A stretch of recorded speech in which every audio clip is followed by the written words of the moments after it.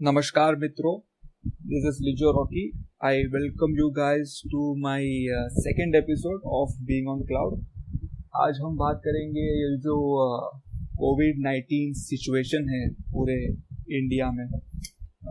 So I am planning to talk about COVID and what is COVID and मैं चाहता हूँ कि आपको जितना मैंने रिसर्च किया है उसके बारे में डेटा दे सकूँ. कितना सीरियस है ये, किस तरीके से हमें इसे देखना चाहिए और ये जो लॉकडाउन के बारे में मैं बात करना चाहूँगा कि कैसे हम ये जो लॉकडाउन के दिन है वो काटे या फिर किस तरीके से हम इसको थोड़ा और कंफर्टेबल या फिर लेस स्ट्रेसफुल बना सकते हैं. सो यार ये पॉडकास्ट स्टार्ट करने से पहले मैं आपका 2 मिनट लूँगा थोड़ा फ्रस्ट्रेशन निकालने के लिए. और लेट्स बी ऑनेस्ट, जब मुझे कोविड के बारे में पता चला तो इवन मुझ में भी गुस्सा था कि यार ये चाइनीज लोगों की वजह से फैला हुआ है, this is a Chinese virus, जैसे कि डोनाल्ड ट्रंप ने बोला था. मुझे भी ऐसा लगा. फिर मैंने इसके ऊपर थोड़ा रिसर्च किया एंड देन मेरे अंदर का जो गुस्सा था वो कम हुआ बिकॉज ऑफ दिस फैक्ट. और यही फैक्ट्स मैं आपके साथ शेयर करूंगा ताकि आपको भी पता चले कि यू और should you not blame the Chinese. तो सिमिलरली हमने देखा कि नॉर्थ ईस्टर्न लोगों के अगेंस्ट अब्यूज हो रहा है. ये भी बहुत गलत है, ये भी एक गलत तरीके का डिस्क्रिमिनेशन है जो कि नहीं होना चाहिए. अभी आप कुछ बेवकूफ लोगों की वजह से एक पर्टिकुलर कम्युनिटी को भी, एक पर्टिकुलर रिलीजन को भी लेबल कर रहे हो. सो ये भी गलत है क्योंकि इसमें लेट्स से 30% लोग बेवकूफ है, इसका मतलब वो नहीं है कि जो 70% है उनको भी आप लेबल कर दो. ये बहुत गलत होगा क्योंकि फिर वो उनका राइट्स आप छीन लेते हो. तो ये नहीं होना चाहिए. एंड अगेन जो कुछ भी हुआ है आई फील दैट जो लोग रूल तोड़ रहे हैं, चाहे वो कोई भी रिलीजन या कोई भी एथनिसिटी के हो, कितने भी अमीर हो कितने भी गरीब हो, उनको पनिश करना जरूरी है और ये काम लॉ का है. ऑन दैट नोट एक चीज ध्यान में रखना जरूरी है कि कोरोना जो है वो इसको रिलीजियस एंगल ना दे, हम इसको कोई कॉन्स्पिरेसी या पॉलिटिकल एंगल ना दे. आजकल लोग कॉन्स्पिरेसी की बात कर रहे हैं तो ये इसलिए हम बोलते हैं क्योंकि हमको फैक्ट्स नहीं पता. कोरोना जो है वो लोगों के लालच की वजह से फैला हुआ है, लोगों के लापरवाही की वजह से फैला हुआ है, लोगों ने जो गलतियां की है उसके वजह से ये पूरी दुनिया में फैली है.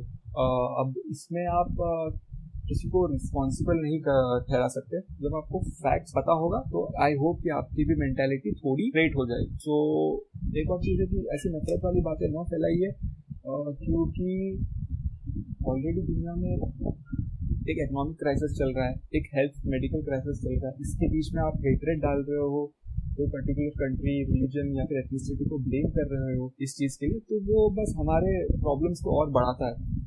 कोरोना जो है वो एक डिजीज है जो आपके बॉडी को अफेक्ट करता है. Let's not degrade our soul also by this hatred and let's not make this situation more difficult. So यही एक मेरा मैसेज है आप लोगों के लिए और मैं अपना पॉडकास्ट स्टार्ट करता हूँ जहाँ पे हम कोविड कोरोना वायरस के बारे में बात करेंगे.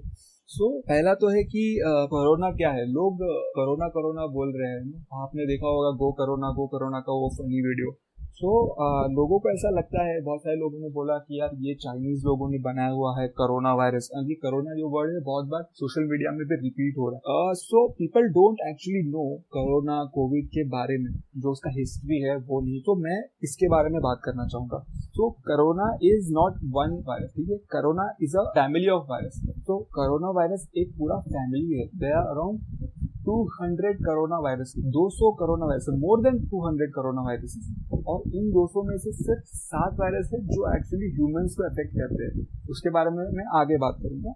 सो कोरोना जो नाम है ये कैसे पड़ा, मैं उसके बारे में आपको पहले बताता हूँ. तो कोरोना जो है आपने उसका फोटोज तो ऑब्वियसली न्यूज चैनल में और बहुत सारी जगह में देखा होगा. अगर आपने नहीं देखा तो आप गूगल करके देख सकते हो कोरोना वायरस दिखने में कैसा होता है. तो अगर आप कोरोना वायरस का फोटो देखोगे तो आपको दिखेगा कि एक गोल स्फेरिकल शेप है और उसमें स्पाइक कांटों जैसी चीजें हैं. और क्योंकि सरफेस के ऊपर स्पाइक है तो जिन्होंने भी कोरोना को पहले एनकाउंटर किया था, जो रिसर्चर्स लोग हैं, उनको वो एक ताज जैसा दिखा, जो क्राउन होता है, क्राउन जो किंग अपने सर पे रखता है उसको क्राउन कहा जाता है इंग्लिश में. तो क्राउन जो होता है उसके जैसा उनको लगा, तो इसलिए उन्होंने बोला कि ये वायरस को क्राउन वाला नाम देते हैं. और लैटिन में क्राउन का मतलब होता है कोरोना. अगर आप देखो तो बहुत सारे मेडिकल टर्म्स जो है वो लैटिन और ग्रीक से रिलेटेड है.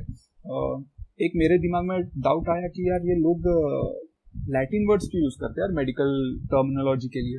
सो इस पे मैंने थोड़ा रिसर्च किया और मुझे पता चला कि 1800s में जो वर्ल्ड मेडिकल साइंस था, it was dominated by Europeans and the European medical science was actually dominated by the Greek theory. So ये जो ग्रीक थियरीज है वो लैटिन में लिखा जाता था, और सिर्फ मेडिकल चीजें ही नहीं, आपको उस जमाने में 1800s में जो भी लिटरेचर था वो लैटिन में, यूरोप में जितने भी लिटरेचर्स थे मैक्सिमम लिटरेचर्स लैटिन में लिखे जाते थे। अगर आपको कोई भी हायर स्टडीज करना होता था तो वो लैटिन में ही आपको पढ़ना होता था। इवन दूसरे तरीके के जो लिटरेचर है वो भी लैटिन में, इवन जो मिशनरीज थे जो इंडिया में आए थे वो लोग बाइबल भी लैटिन में ही पढ़ाया करते थे। तो Latin was very dominant at that time, इसलिए वहाँ उस टाइम पे मेडिकल जो टर्म्स होते थे वो भी लैटिन होते थे। अभी भी डॉक्टर्स ने वही यूज किया है, और जो लैटिन टर्म यूज किया है कोरोना, ये जो वायरस है उसको नाम देने के लिए। वायरस का फैमिली है एक्चुअली। तो जैसे कि मैंने मेंशन किया, it is a family of virus. 200 virus है इसमें, कोरोना वायरस में, और 200 में से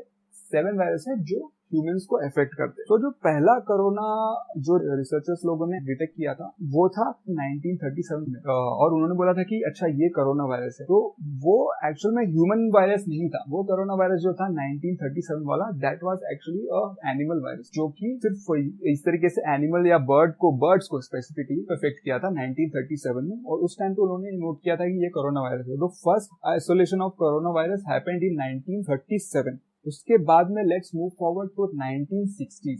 1960s में एक्चुअली हमने सबसे पहले बार कोरोना वायरस ह्यूमन को अफेक्ट करते हुए देखा, और उस टाइम पे हमने रियलाइज किया कि अच्छा ये ह्यूमन अफेक्टिंग वायरस भी हो सकता है। तो ये जो कोरोना वायरस है म्यूटेट होता है वो, तो ये म्यूटेट हो के एनिमल्स से ह्यूमंस में आया, और फिर वो एक ह्यूमन इन्फेक्टिंग वायरस बन गया। सो अगेन जैसे मैंने बताया 7 कोरोना वायरस होते हैं, उसमें से 4 जो है वो बहुत ही माइल्ड वायरस होते हैं, ठीक है, और 3 वायरस जो है वो बहुत ही सीवियर वायरस है, ठीक है। तो जो 4 वायरस है वो इतने जानलेवा नहीं है, वो आप नॉर्मल मेडिकेशन से या आपका इम्यूनिटी अगर स्ट्रांग है तो आप क्योर हो सकते हैं उससे, और वो सिर्फ आपको कफ और कोल्ड देगा। तो ये 4 वायरस जो है वो ज्यादा डेंजरस नहीं है आपके लिए, उनका नाम मैं आपको बता देता हूँ।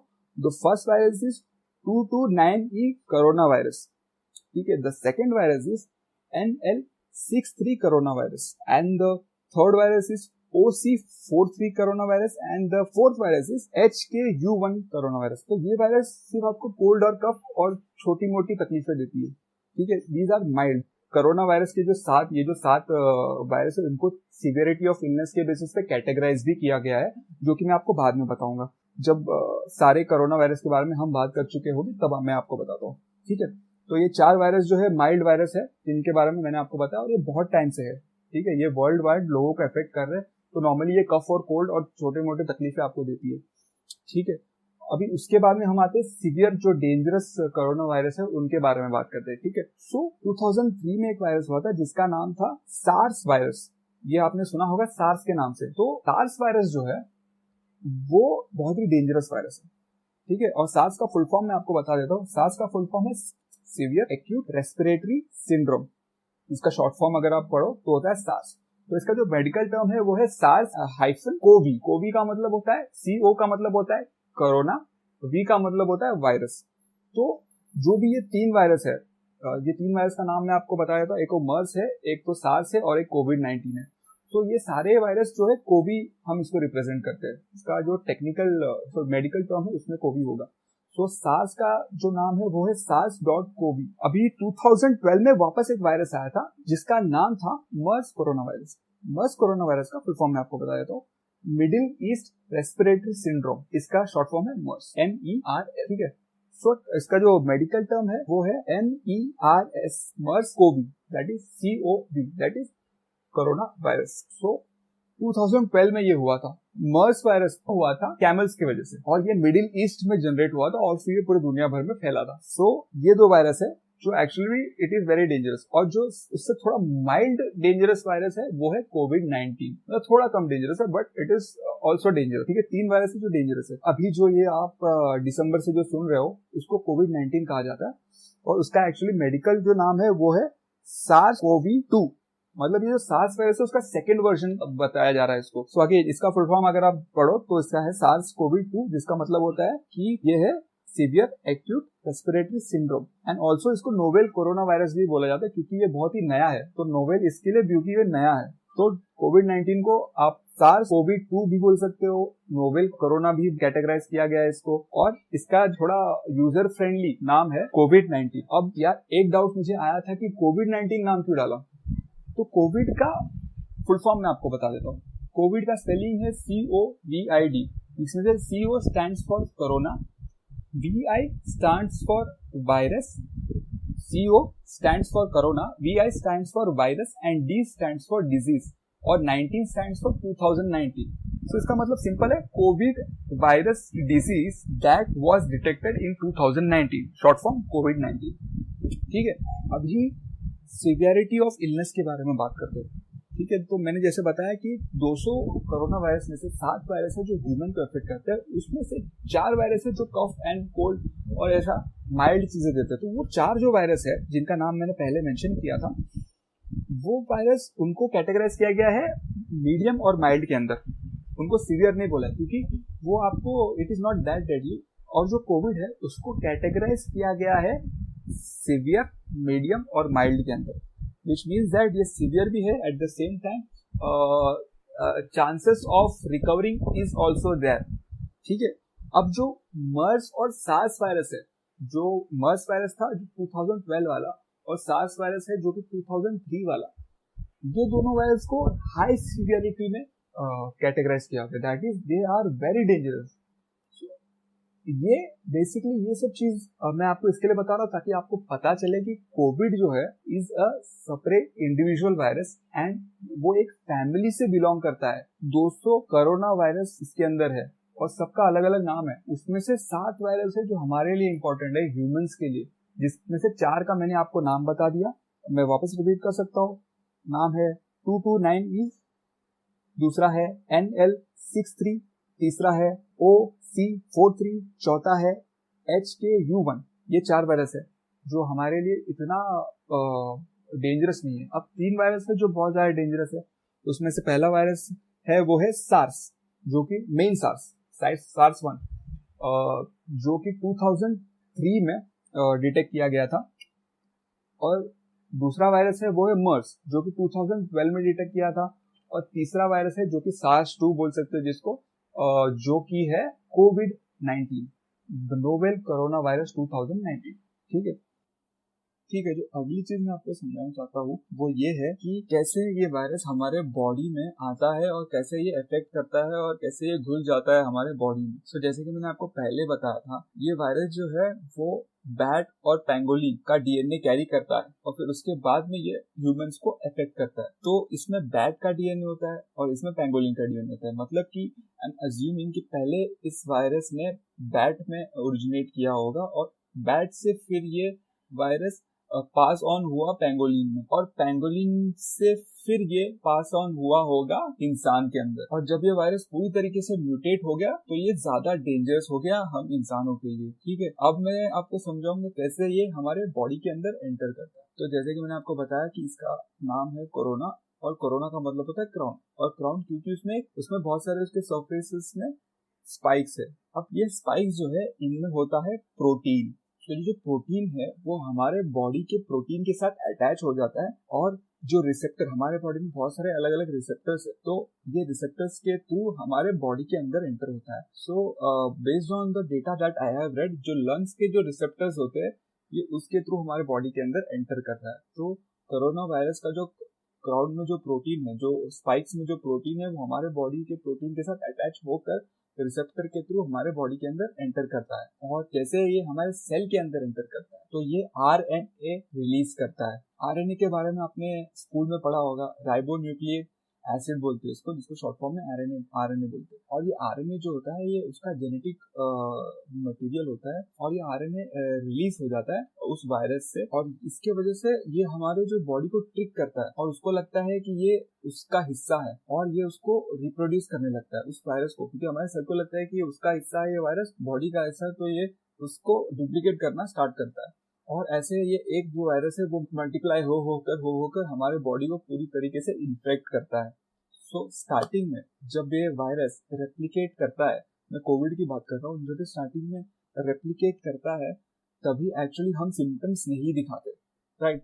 तो ये रेप्लिकेट हो रहा है, पूरी बॉडी को इन्फेक्ट कर रहा है, हम ये पूरे वायरस को कैरी कर रहे हैं और हम यहाँ वहाँ घूम रहे हैं इस वायरस को लेकर, और ये रेप्लिकेट होकर पूरी तरीके से जब हमारे बॉडी को इन्फेक्ट करता है तभी हम सिम्टम्स दिखाने को स्टार्ट करते हैं, मे बी 4 दिन बाद, मे बी 12 दिन बाद, मे बी 14 दिन बाद, और तब जाके हमको पता चलता है कि अरे हमको ये बीमारी है, और फिर हम जब डॉक्टर के पास जाते हैं तब तक हम बहुत सारे लोगों को इन्फेक्ट कर चुके होते हैं। और इसी पीरियड को हम इंक्यूबेशन पीरियड कहते हैं, जिसके बारे में मैं डिटेल में बात करूंगा आगे चलकर। अभी एक और चीज मुझे याद आई है, बीच में एक क्लिप बहुत वायरल हो गया था, एक कोरियन या फिर जापानीज टेलीविजन या मूवी शो से। ये जो सीन है ये इंटरनेट में वायरल हो गया, सब लोग शेयर कर रहे हैं व्हाट्सएप में, ट्विटर में, इंस्टाग्राम में, फेसबुक में, और उस सीन में they have mentioned corona virus and everybody was like freaking out कि यार इस मूवी के राइटर ने या फिर डायरेक्टर ने कोरोना को पहले से प्रेडिक्ट कर दिया था, और सब लोगों ने मान लिया और सब लोगों ने इसको शेयर कर दिया। इवन जब मैंने देखा इस मैसेज को, इस व्हाट्सएप को, तो मैंने भी यही सोचा कि अरे ये तो पहले से प्रेडिक्शन हो गया। But then after I researched मुझे रियलाइज हुआ कि एक्चुअली कोरोना वायरस, जैसे मैंने आपको पहले बताया, ये बहुत टाइम से चल रहा है। ये 1937 को डिटेक्ट हुआ था और ह्यूमन कोरोना वायरस 1960s में डिटेक्ट हो चुका था, और जो मर्स वायरस है वो तो यार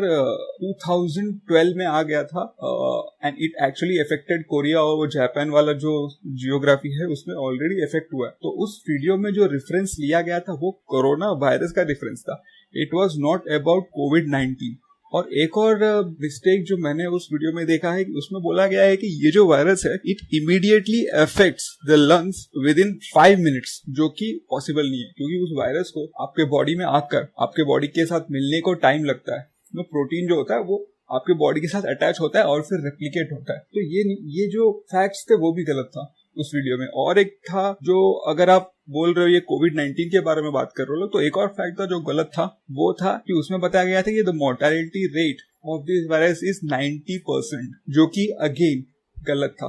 अगर ये कोविड-19 का प्रेडिक्शन था तो 90% मोर्टेलिटी रेट नहीं है कोविड-19 का। सो उन्होंने क्या किया, उस शो के डायरेक्टर ने कोरोना, जो कि एक बहुत ही डेडली वायरस है और जो हो चुका था 2003 में हो चुका था और 2012 में भी हो चुका था उस रीजन में, जैसे चाइना, जापान, कोरिया, यहाँ में हो चुका था।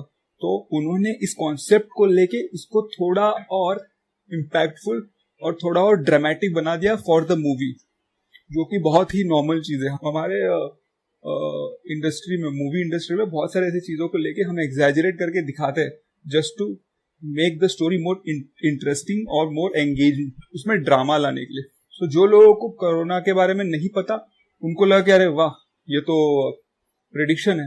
सो ये सब चीजें एक्चुअली बताती है कि जब आपको किसी चीज के बारे में नहीं पता होता है तो आप कैसे उस पे ज्यादा एक्साइट होते हो, कैसे उस को एक फेक इंटरप्रिटेशन के साथ लोगों के बीच में उसको स्प्रेड करते हो। तो ये this is a perfect example. और मैं जो आपको फैक्ट्स बता रहा हूँ, प्रोबेबली उसके बाद आपको जब व्हाट्सएप फॉरवर्ड आएगा तो आप उसको रिलेट कर पाओगे इन फैक्ट्स के साथ, और आप खुद समझ पाओगे कि ये सही है या ये गलत है, ये ट्रू है या ये फॉल्स है। सो और एक चीज यार, मैं आपको इसे सिम्टम्स नहीं बताऊंगा क्योंकि मुझे सिम्टम्स पता है, और आई एम श्योर आपको भी पता है। आपने बहुत सारे न्यूज में, बहुत सारे व्हाट्सएप में ये पढ़ लिया होगा, और जितना आप सिम्टम्स के बारे में पढ़ोगे उतना ही आपको स्ट्रेस होगा। आप अपने आप को सेल्फ डायग्नोस करोगे। जैसे आपको हल्की सी सर्दी हो जाएगी तो आपको लगेगा कि आपको कोरोना हो गया। मुझे खुद बीच में I was not feeling well and मुझे लगा, आई वाज स्ट्रेसफुल कि यार ये सिम्टम्स तो कोरोना में भी है, सर्दी बुखार ये तो कोरोना में भी है। उस टाइम पे हम पैनिक हो जाते हैं। सो इसलिए मैं जानबूझ के आपको सिम्टम्स नहीं बताना चाहता हूँ, and I request you guys to see the doctor if you are feeling ill. You should see the doctors. अपने आप को खुद ही डायग्नोस ना करें, बिकॉज इंडिया में लोगों को आदत है कि आपको जब कुछ बीमारी हो जाती है तो आप मेडिकल में जाते हो, आप 2 टैबलेट लेते हो और आप ठीक हो जाते हो, डॉक्टर के पास नहीं जाते हो, जो कि गलत है। तो प्लीज डॉक्टर के पास जाइए, दवाई लीजिए, और अगर आपको कुछ दूसरा फ्लू है तो भी प्लीज अपने आपको दूसरे लोगों से दूर रखिए, मास्क पहनिए और सेफ रहिए, ठीक है, और पैनिक ना कीजिए प्लीज। सो एक और चीज मैं आपको बताना चाहता हूँ कि मैं जो भी चीज बता रहा हूँ प्लीज उसको आंख बंद करके यकीन ना कीजिए। आप खुद भी रिसर्च करिए अगर आपको वो चीज़ मेरी डाउटफुल लग रही है, because you should always be critical about any data और any information you get, especially in these times जब फेक न्यूज़ का क्वांटिटी एपिक है। मतलब आपको फेक न्यूज़ इतना दिखेगा, हर एक टॉपिक पे इतना फेक न्यूज़ है। सो प्लीज़ थोड़ा रीड कीजिए अगर आपको लगता है कि यार ये बंदा बोल रहा है शायद उसमें कुछ बात सही नहीं लग रही है। सो अभी मैं दूसरी चीज़ मैं बताना चाहता हूँ वो है वैक्सीन के बारे में। So people around the world, countries around the world, medical experts, researchers around the world are trying to find a vaccine। और ये COVID-19 का जो वैक्सीन है वो क्या करेगा मैं आपको एक शॉर्ट में बता देता हूँ। So what they are trying to do is they are trying to develop a vaccine that will strengthen your immunity system, क्योंकि आपका immunity system इस वायरस के लिए प्रिपेयर नहीं है, क्योंकि ये एक नया वायरस है।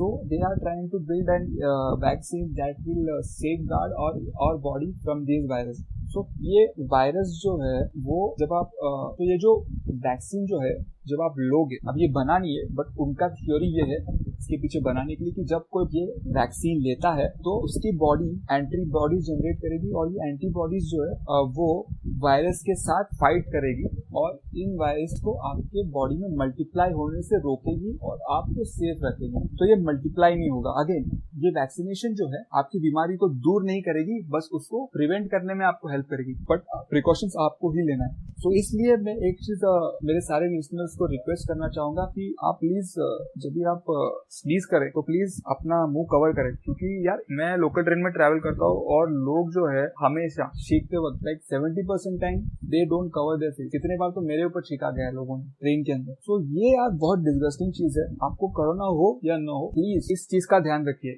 इवन ये जो क्राइसिस है उसके बाद में भी अगर इसको क्योर मिलता है, इसके बाद में जब आप पब्लिक में जाते हो तो प्लीज छींकने से पहले खांसने से पहले अपना मुंह कवर कीजिए और प्लस अगेन हाथ धोइए। अभी हमें एक नया हैबिट मिला है कि हाथ धोने का, तो प्लीज हमेशा हाथ धोइए अपना। और सोशल डिस्टेंसिंग इस पर्टिकुलर टाइम में बहुत इंपॉर्टेंट है। अगर आपको फ्लू है किसी भी तरह का तो कोशिश कीजिए कि आप लोगों से न मिले, सर्दी है लोगों से न मिले, पहले ही उनको बताएं कि भाई मुझे सर्दी है ताकि वो सेफ रह सके। तो this is not just related to corona, it is related to healthy habits. और एक दूसरी चीज मैंने कहा था कि हमको एज ए कम्युनिटी साथ में काम करना है। हम चाइनीज को ब्लेम कर रहे हैं बट अभी चाइनीज लोग जो है वो यूएस के साथ मिलके यूएस को हेल्प कर रहे हैं इस चीज को टैकल करने के लिए। तो इट इज वेरी इंपॉर्टेंट। कुछ रिसर्चर्स ये भी बोल रहे हैं कि corona can evolve into a seasonal flu, और अगर इसको हमको कम करना है या रोकना है तो every country needs to work together. So ये और एक चीज है, यहाँ पे यूनिटी भी एक बहुत इंपॉर्टेंट फैक्टर है। नॉट जस्ट रिलीजियस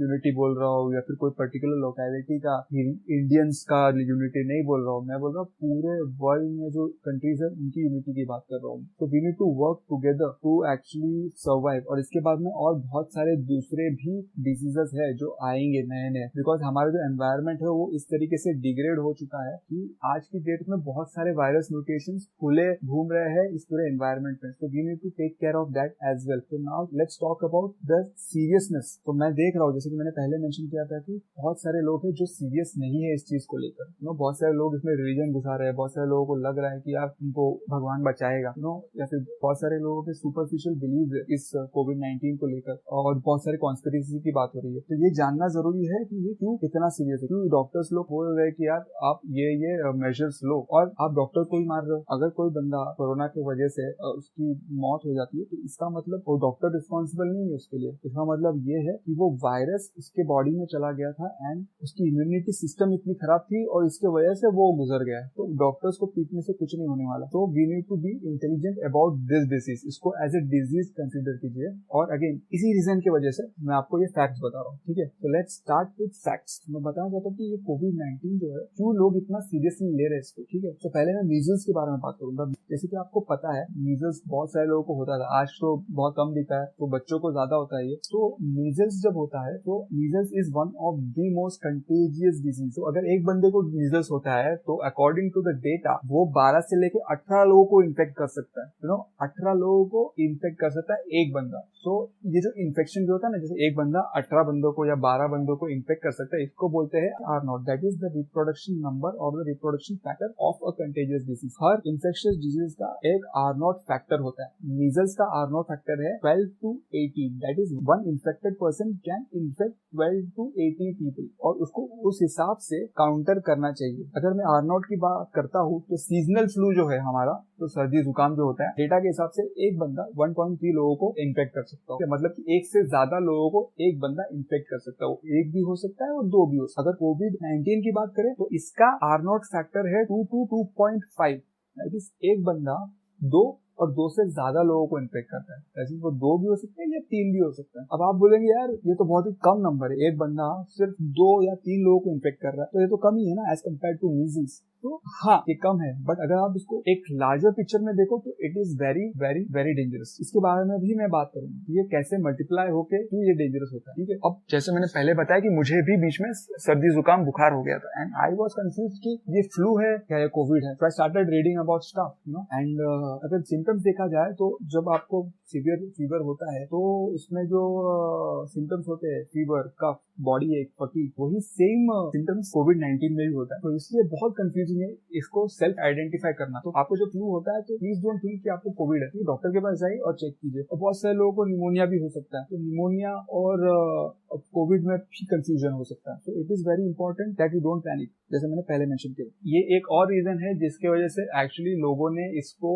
सीरियसली नहीं लिया। चाइना का एक गलत चीज मैं पॉइंट आउट करना चाहूंगा, वो ये है कि उन्होंने डेटा को छुपाया है। उन्होंने दुनिया को बताया नहीं था अर्ली स्टेज में कि ये कितना सीरियस डिसीज है, दुनिया से छुपा के रखा। और जब एक पॉइंट में जब वो गले तक आ गया तो उन्होंने फिर जाके वर्ल्ड को बताया कि अच्छा ये एक कोरोना वायरस हमने डिटेक्ट किया है, और तब तक बहुत देर हो चुकी थी क्योंकि वो जो है ट्रांसमिशन ओवरऑल पूरे वर्ल्ड में फैल गया था। एंड उस टाइम पे भी जब चाइना ने बताया लोगों को तो लोगों को क्या लगा, स्पेशली जो अमेरिकन पॉलिटिशियंस या गवर्नमेंट है उनको लगा कि एक नॉर्मल फ्लू है। जैसे मैंने आपको पहले बताया सीजनल फ्लू और कोविड में बहुत सिमिलैरिटीज है, उनको लगा कि ये वही है, ये एग्जैक्टली सिमिलर है। जैसे वो जो 4 कैटेगरी ऑफ कोरोना वायरस थे जो बिल्कुल भी डेंजरस नहीं है आपके लिए, उनको लगा कि ये उसी तरीके का एक कोरोना वायरस है। So they didn't really actually took it seriously. सबसे पहला मिस्टेक, चाइना ने इस चीज को बहुत लेट कन्वे किया दूसरे कंट्रीज के साथ। इटली और यूएस का जो डेथ रेट देखो तो आपको रियलाइज होगा कि ये कितना ड्रास्टिक हो चुका है। तो अगर चाइना जल्दी बताता तो प्रोबेबली ये इतने लोग मरते नहीं थे। वो एक चीज I totally agree with that and वो एक चीज है। उसके अलावा जो कॉन्स्पिरेसी वाली थियरी है आई डोंट बिलीव दैट। सो क्योंकि ये सिमिलैरिटी था इसलिए लोगों ने इसको मिसजज किया और बहुत कम मेजर्स लिए। इवन आज की डेट में भी आप यूएस को देखो तो अराउंड 20 से 25 स्टेट्स में ही लॉकडाउन है, बाकी के स्टेट्स में लॉकडाउन नहीं है। So US is not still serious. आज का तारीख मैं बताता हूँ आपको, आज का तारीख है 4 अप्रैल। अभी भी लोग सीरियस नहीं है यूएसए में और इसके वजह से पीपल आर कंसर्न। इंडिया को अगर देखो तो हम बहुत अच्छा कर रहे हैं क्योंकि एटलीस्ट नेशनल वाइज हमारे गवर्नमेंट ने लॉकडाउन अनाउंस कर दिया है। तो let's get back to the topic, the similarity between flu and corona, जिसके बारे में हमने बात कर दिया। अब मैं ट्रांसमिशन के बारे में थोड़ा और डिटेल में आपको समझाता हूँ। ठीक है, जैसे कि मैंने पहले मेंशन किया, एक इन्फेक्टेड बंदा नॉर्मल सीजनल फ्लू में 1.3 बंदों को इन्फेक्ट करता है। लेट्स से कि ये बंदा, एक बंदा 2 बंदों को इन्फेक्ट कर रहा है, ठीक है, और वो 2 बंदे 3 बंदों को इन्फेक्ट कर रहे हैं और ये ऐसे ऐसे मल्टीप्लाई होते जाता है। ट्रांसमिशन होता है, पहला ट्रांसमिशन हो गया जिसमें 2 बंदे इन्फेक्ट हो गए, दूसरे ट्रांसमिशन में 3 बंदे इन्फेक्ट हुए। अभी 3 ट्रांसमिशन में ऑलरेडी 6 बंदे इन्फेक्ट हो चुके हैं। ठीक है, तो according to the data and the research, seasonal flu में 10 ट्रांसमिशंस के बाद 56 और more people can be infected. ये सीजनल फ्लू का डेटा है। अब सेम चीज आप कोविड में देखिए, कोविड का जो ट्रांसमिशन जो आर नॉट फैक्टर है वो है 2 to 2.5, मतलब एक बंदा 2 या फिर 2 से ज्यादा लोगों को इन्फेक्ट कर सकता है। तो उस डेटा के हिसाब से कोविड का जब 10 ट्रांसमिशंस होता है तो वो 2000 से ज्यादा लोगों को इन्फेक्ट कर चुका होता है। वो एक बंदे का जो वायरस है वो इतना मल्टीप्लाई होता है कि 2000 लोग इन्फेक्ट होते हैं और वो 2000 लोग कितने लोगों को इन्फेक्ट करेंगे, अगर आप इसके बारे में सोचो तब आपको रियलाइज होगा कि ये कितना सीरियस सिचुएशन है। जैसे मैंने पहले बताया, you have to cover your face, you have to maintain the hygiene. जब आप छींकते हो तो अपना मुंह कवर करना जरूरी है। और एक चीज जो मुझे आई डोंट नो वेदर आपको पता है, जब आप छींकते हो तो आपकी जो छींक है वो 3 फीट से 10 फीट तक जा सकती है, समझ रहे हो? तो सोचो जब आप अपना मुंह नहीं कवर करते हो तो वो जो आपका जो ड्रॉपलेट्स है वो 3 से 10 फीट तक जा सकता है। और ये जो ड्रॉपलेट्स होता है ना, there are 2 types of droplets. एक होता है जो हैवी ड्रॉपलेट्स होता है और एक होता है जो बहुत ही छोटा होता है जिनको एरोसेल्स कहा जाता है, जो हवा में फ्लोट हो सकता है। और ये जो एरोसेल्स है ये 2 घंटे तक हवा में फ्लोट हो सकता है। तो आप जब छींकते हो और आप जब कवर नहीं करते हो तो वो इस 3 से लेके 10 फीट के रेडियस में चांसेस है कि वो हवा में ही है और the next person who is passing through that area of aerosol, he or she can get infected, ठीक है. एंड ऑल्सो अगर ये सरफेस में है तो वो अलग फैक्टर हो गया, क्योंकि जैसे मैंने कहीं पे पढ़ा था कि ये जो वायरस होता है वो हर एक सरफेस में अलग तरीके का लाइफ होता है उसका. जैसे फॉर एग्जांपल अगर वो कार्डबोर्ड पे है तो it can live up to 24 hours. अगर वो प्लास्टिक में है it can live up to 2 to 3 days I think. ये सब चीज बताने के पीछे सबसे बड़ा मेन ऑब्जेक्टिव ये है कि आप जब भी छींको तो अपना मुंह कवर करो, क्योंकि जब आप कवर करोगे तो आप ट्रांसमिशन को रोक रहे हो और कम लोगों को इन्फेक्ट कर रहे हो. तो अगर आपको सर्दी जुकाम है तो प्लीज वेयर अ मास्क और cover your mouth whenever you are sneezing, चाहे आप बाहर हो या अंदर हो. अब दूसरी चीज मैं बात करना चाहूंगा वो है इंक्यूबेशन पीरियड का. तो कोविड-19 का जो इंक्यूबेशन पीरियड है वो है 5, 12 और 14, यानी कि 4 से 5 दिन भी लग सकते हैं, 12 दिन भी लग सकते हैं, 14 दिन भी लग सकते हैं सिम्टम्स दिखाने के लिए. तो जब आप सिम्टम्स दिखाओगे तभी आपको रियलाइज होगा कि आई एम सिक और फिर आप डॉक्टर के पास जाओगे. तो इमेजिन कि आपको 4 दिन तक या 12 दिन तक या 14 दिन तक पता ही नहीं है कि आप बीमार हो and you are roving around infecting other people. जो मैंने आर फैक्टर बताया था आपको पहले, इमेजिन कि आप 4 दिन तक वो कर रहे हो, आप लोगों से मिल रहे हो, हाथ मिला रहे हो, लोगों को हग कर रहे हो, आप अपने दोस्त लोगों को रिस्क में डाल रहे हो, आप अपने माँ बाप को रिस्क में डाल रहे हो, आप अपने रिलेटिव्स को भी रिस्क में डाल रहे हो. और ये सब क्यों हुआ? क्योंकि आपने सोशलाइज करने की सोची. और अगर आप फ्लू की बात करें, फ्लू में जो नॉर्मल सर्दी बुखार होता है उसमें आपको 2 दिन में पता चल जाता है कि आपको बुखार है. कोविड जैसा नहीं कि मेरे को 5, 14 या 12 दिन बाद पता चल रहा है. तो that is the difference between flu and कोविड-19. अब आप बोलोगे एक और चीज है जो मैंने लोगों से सुना है कि यार ये यंग लोगों को नहीं अफेक्ट करती है. तो मैं देख रहा हूँ यार बच्चे लोग क्रिकेट खेलते हैं, मैं देखा कुछ बच्चों को, मैंने चिल्लाया भी कि चलो यार घर के अंदर चलो, कब जाके वो गए. तो this is the responsibility of parents to tell their kids ये टाइम बाहर खेलने का नहीं है. Because even if the virus will not affect them adversely, they can still be a carrier of that virus. Probably वो कोई बूढ़े आदमी के पास जाके उसको इन्फेक्ट कर सकते हैं. ये जो कॉमन कोल्ड जैसे बीमारी है, इसके लिए एक चीज है कि आपको फ्लू शॉट्स लेने पड़ते हैं और बहुत सारे लोगों ने फ्लू शॉट्स नहीं लिए. ठीक है, तो it is very important that जब ये इश्यू खत्म हो जाएगा you should take flu shots also, specially for influenza A and influenza B. ये 2 फ्लू शॉट्स लेना जरूरी है आपके लिए, क्योंकि अगर आप ये फ्लू शॉट्स पहले ही लोगे तो आगे चल के आपको इससे ज्यादा डरने की जरूरत नहीं है. और एक डेटा जो मुझे बहुत ही इंटरेस्टिंग लगा वो ये है कि नॉर्मल फ्लू में 2% लोगों को ही हॉस्पिटलाइज करने की जरूरत है. ठीक है, सिर्फ 2% लोगों को. और कोविड में 20 से लेकर 30% लोगों को हॉस्पिटलाइज करने की जरूरत पड़ सकती है. तो अगर आप इन्फेक्ट होते तो सोचो कि हमारे जो मेडिकल सिस्टम में आप कितना प्रेशर डाल रहे हो, और जो दूसरे लोग जिनको बड़ी बीमारियां है उनका जो सीट है वो भी आपके पास चला जाएगा. और तो ये भी एक बहुत इंपॉर्टेंट चीज है कि जो हॉस्पिटलाइजेशन रेशियो है वो एज कम्पेयर टू फ्लू ज्यादा है कोविड का. अब फेटेलिटी रेट के ऊपर आते हैं. अगेन फेटेलिटी रेट भी जो फ्लू का है वो 0.1% है. अब मैं आपको कोविड-19 का फेटेलिटी रेट बताता हूँ जो कि है 1 to 3%. और अगेन ये जो फेटेलिटी रेट है ये सारे एज ग्रुप का एवरेज फेटेलिटी रेट है. अगर आप इसको 60 अबाव के साथ कंपेयर करो तो फेटेलिटी रेट और बढ़ जाता है. ये क्यों सीरियस है? ये जो मैंने ऊपर जो फैक्टर्स बताए ये उन्होंने भी बताया, जैसे कि हॉस्पिटलाइजेशन रेट हो गया, फेटेलिटी रेट हो गया, इंक्यूबेशन पीरियड हो गया, ट्रांसमिशन का जो इंटेंसिटी हो गया, R0 फैक्टर हो गया. ये सारी चीजें कोविड को दूसरे इन्फ्लुएंजा या फिर दूसरे कोरोना वायरस से ज्यादा सीरियस बनाता है. So it is very important that we take all the measures that our government is instructing us to. और ये पूरे वर्ल्ड को साथ में, जैसे मैंने पहले बताया, पूरे वर्ल्ड को साथ में इस चीज पे काम करने की जरूरत है. ठीक है, तो एक्सपर्ट के हिसाब से अगर हमने सीरियसली इस चीज को काउंटर नहीं किया तो 20 से लेकर 60% तक world population can be affected by this virus. ठीक है, और दूसरा चीज है कि this can also develop into a seasonal flu. Currently cure नहीं है तो social distancing is the only option we have.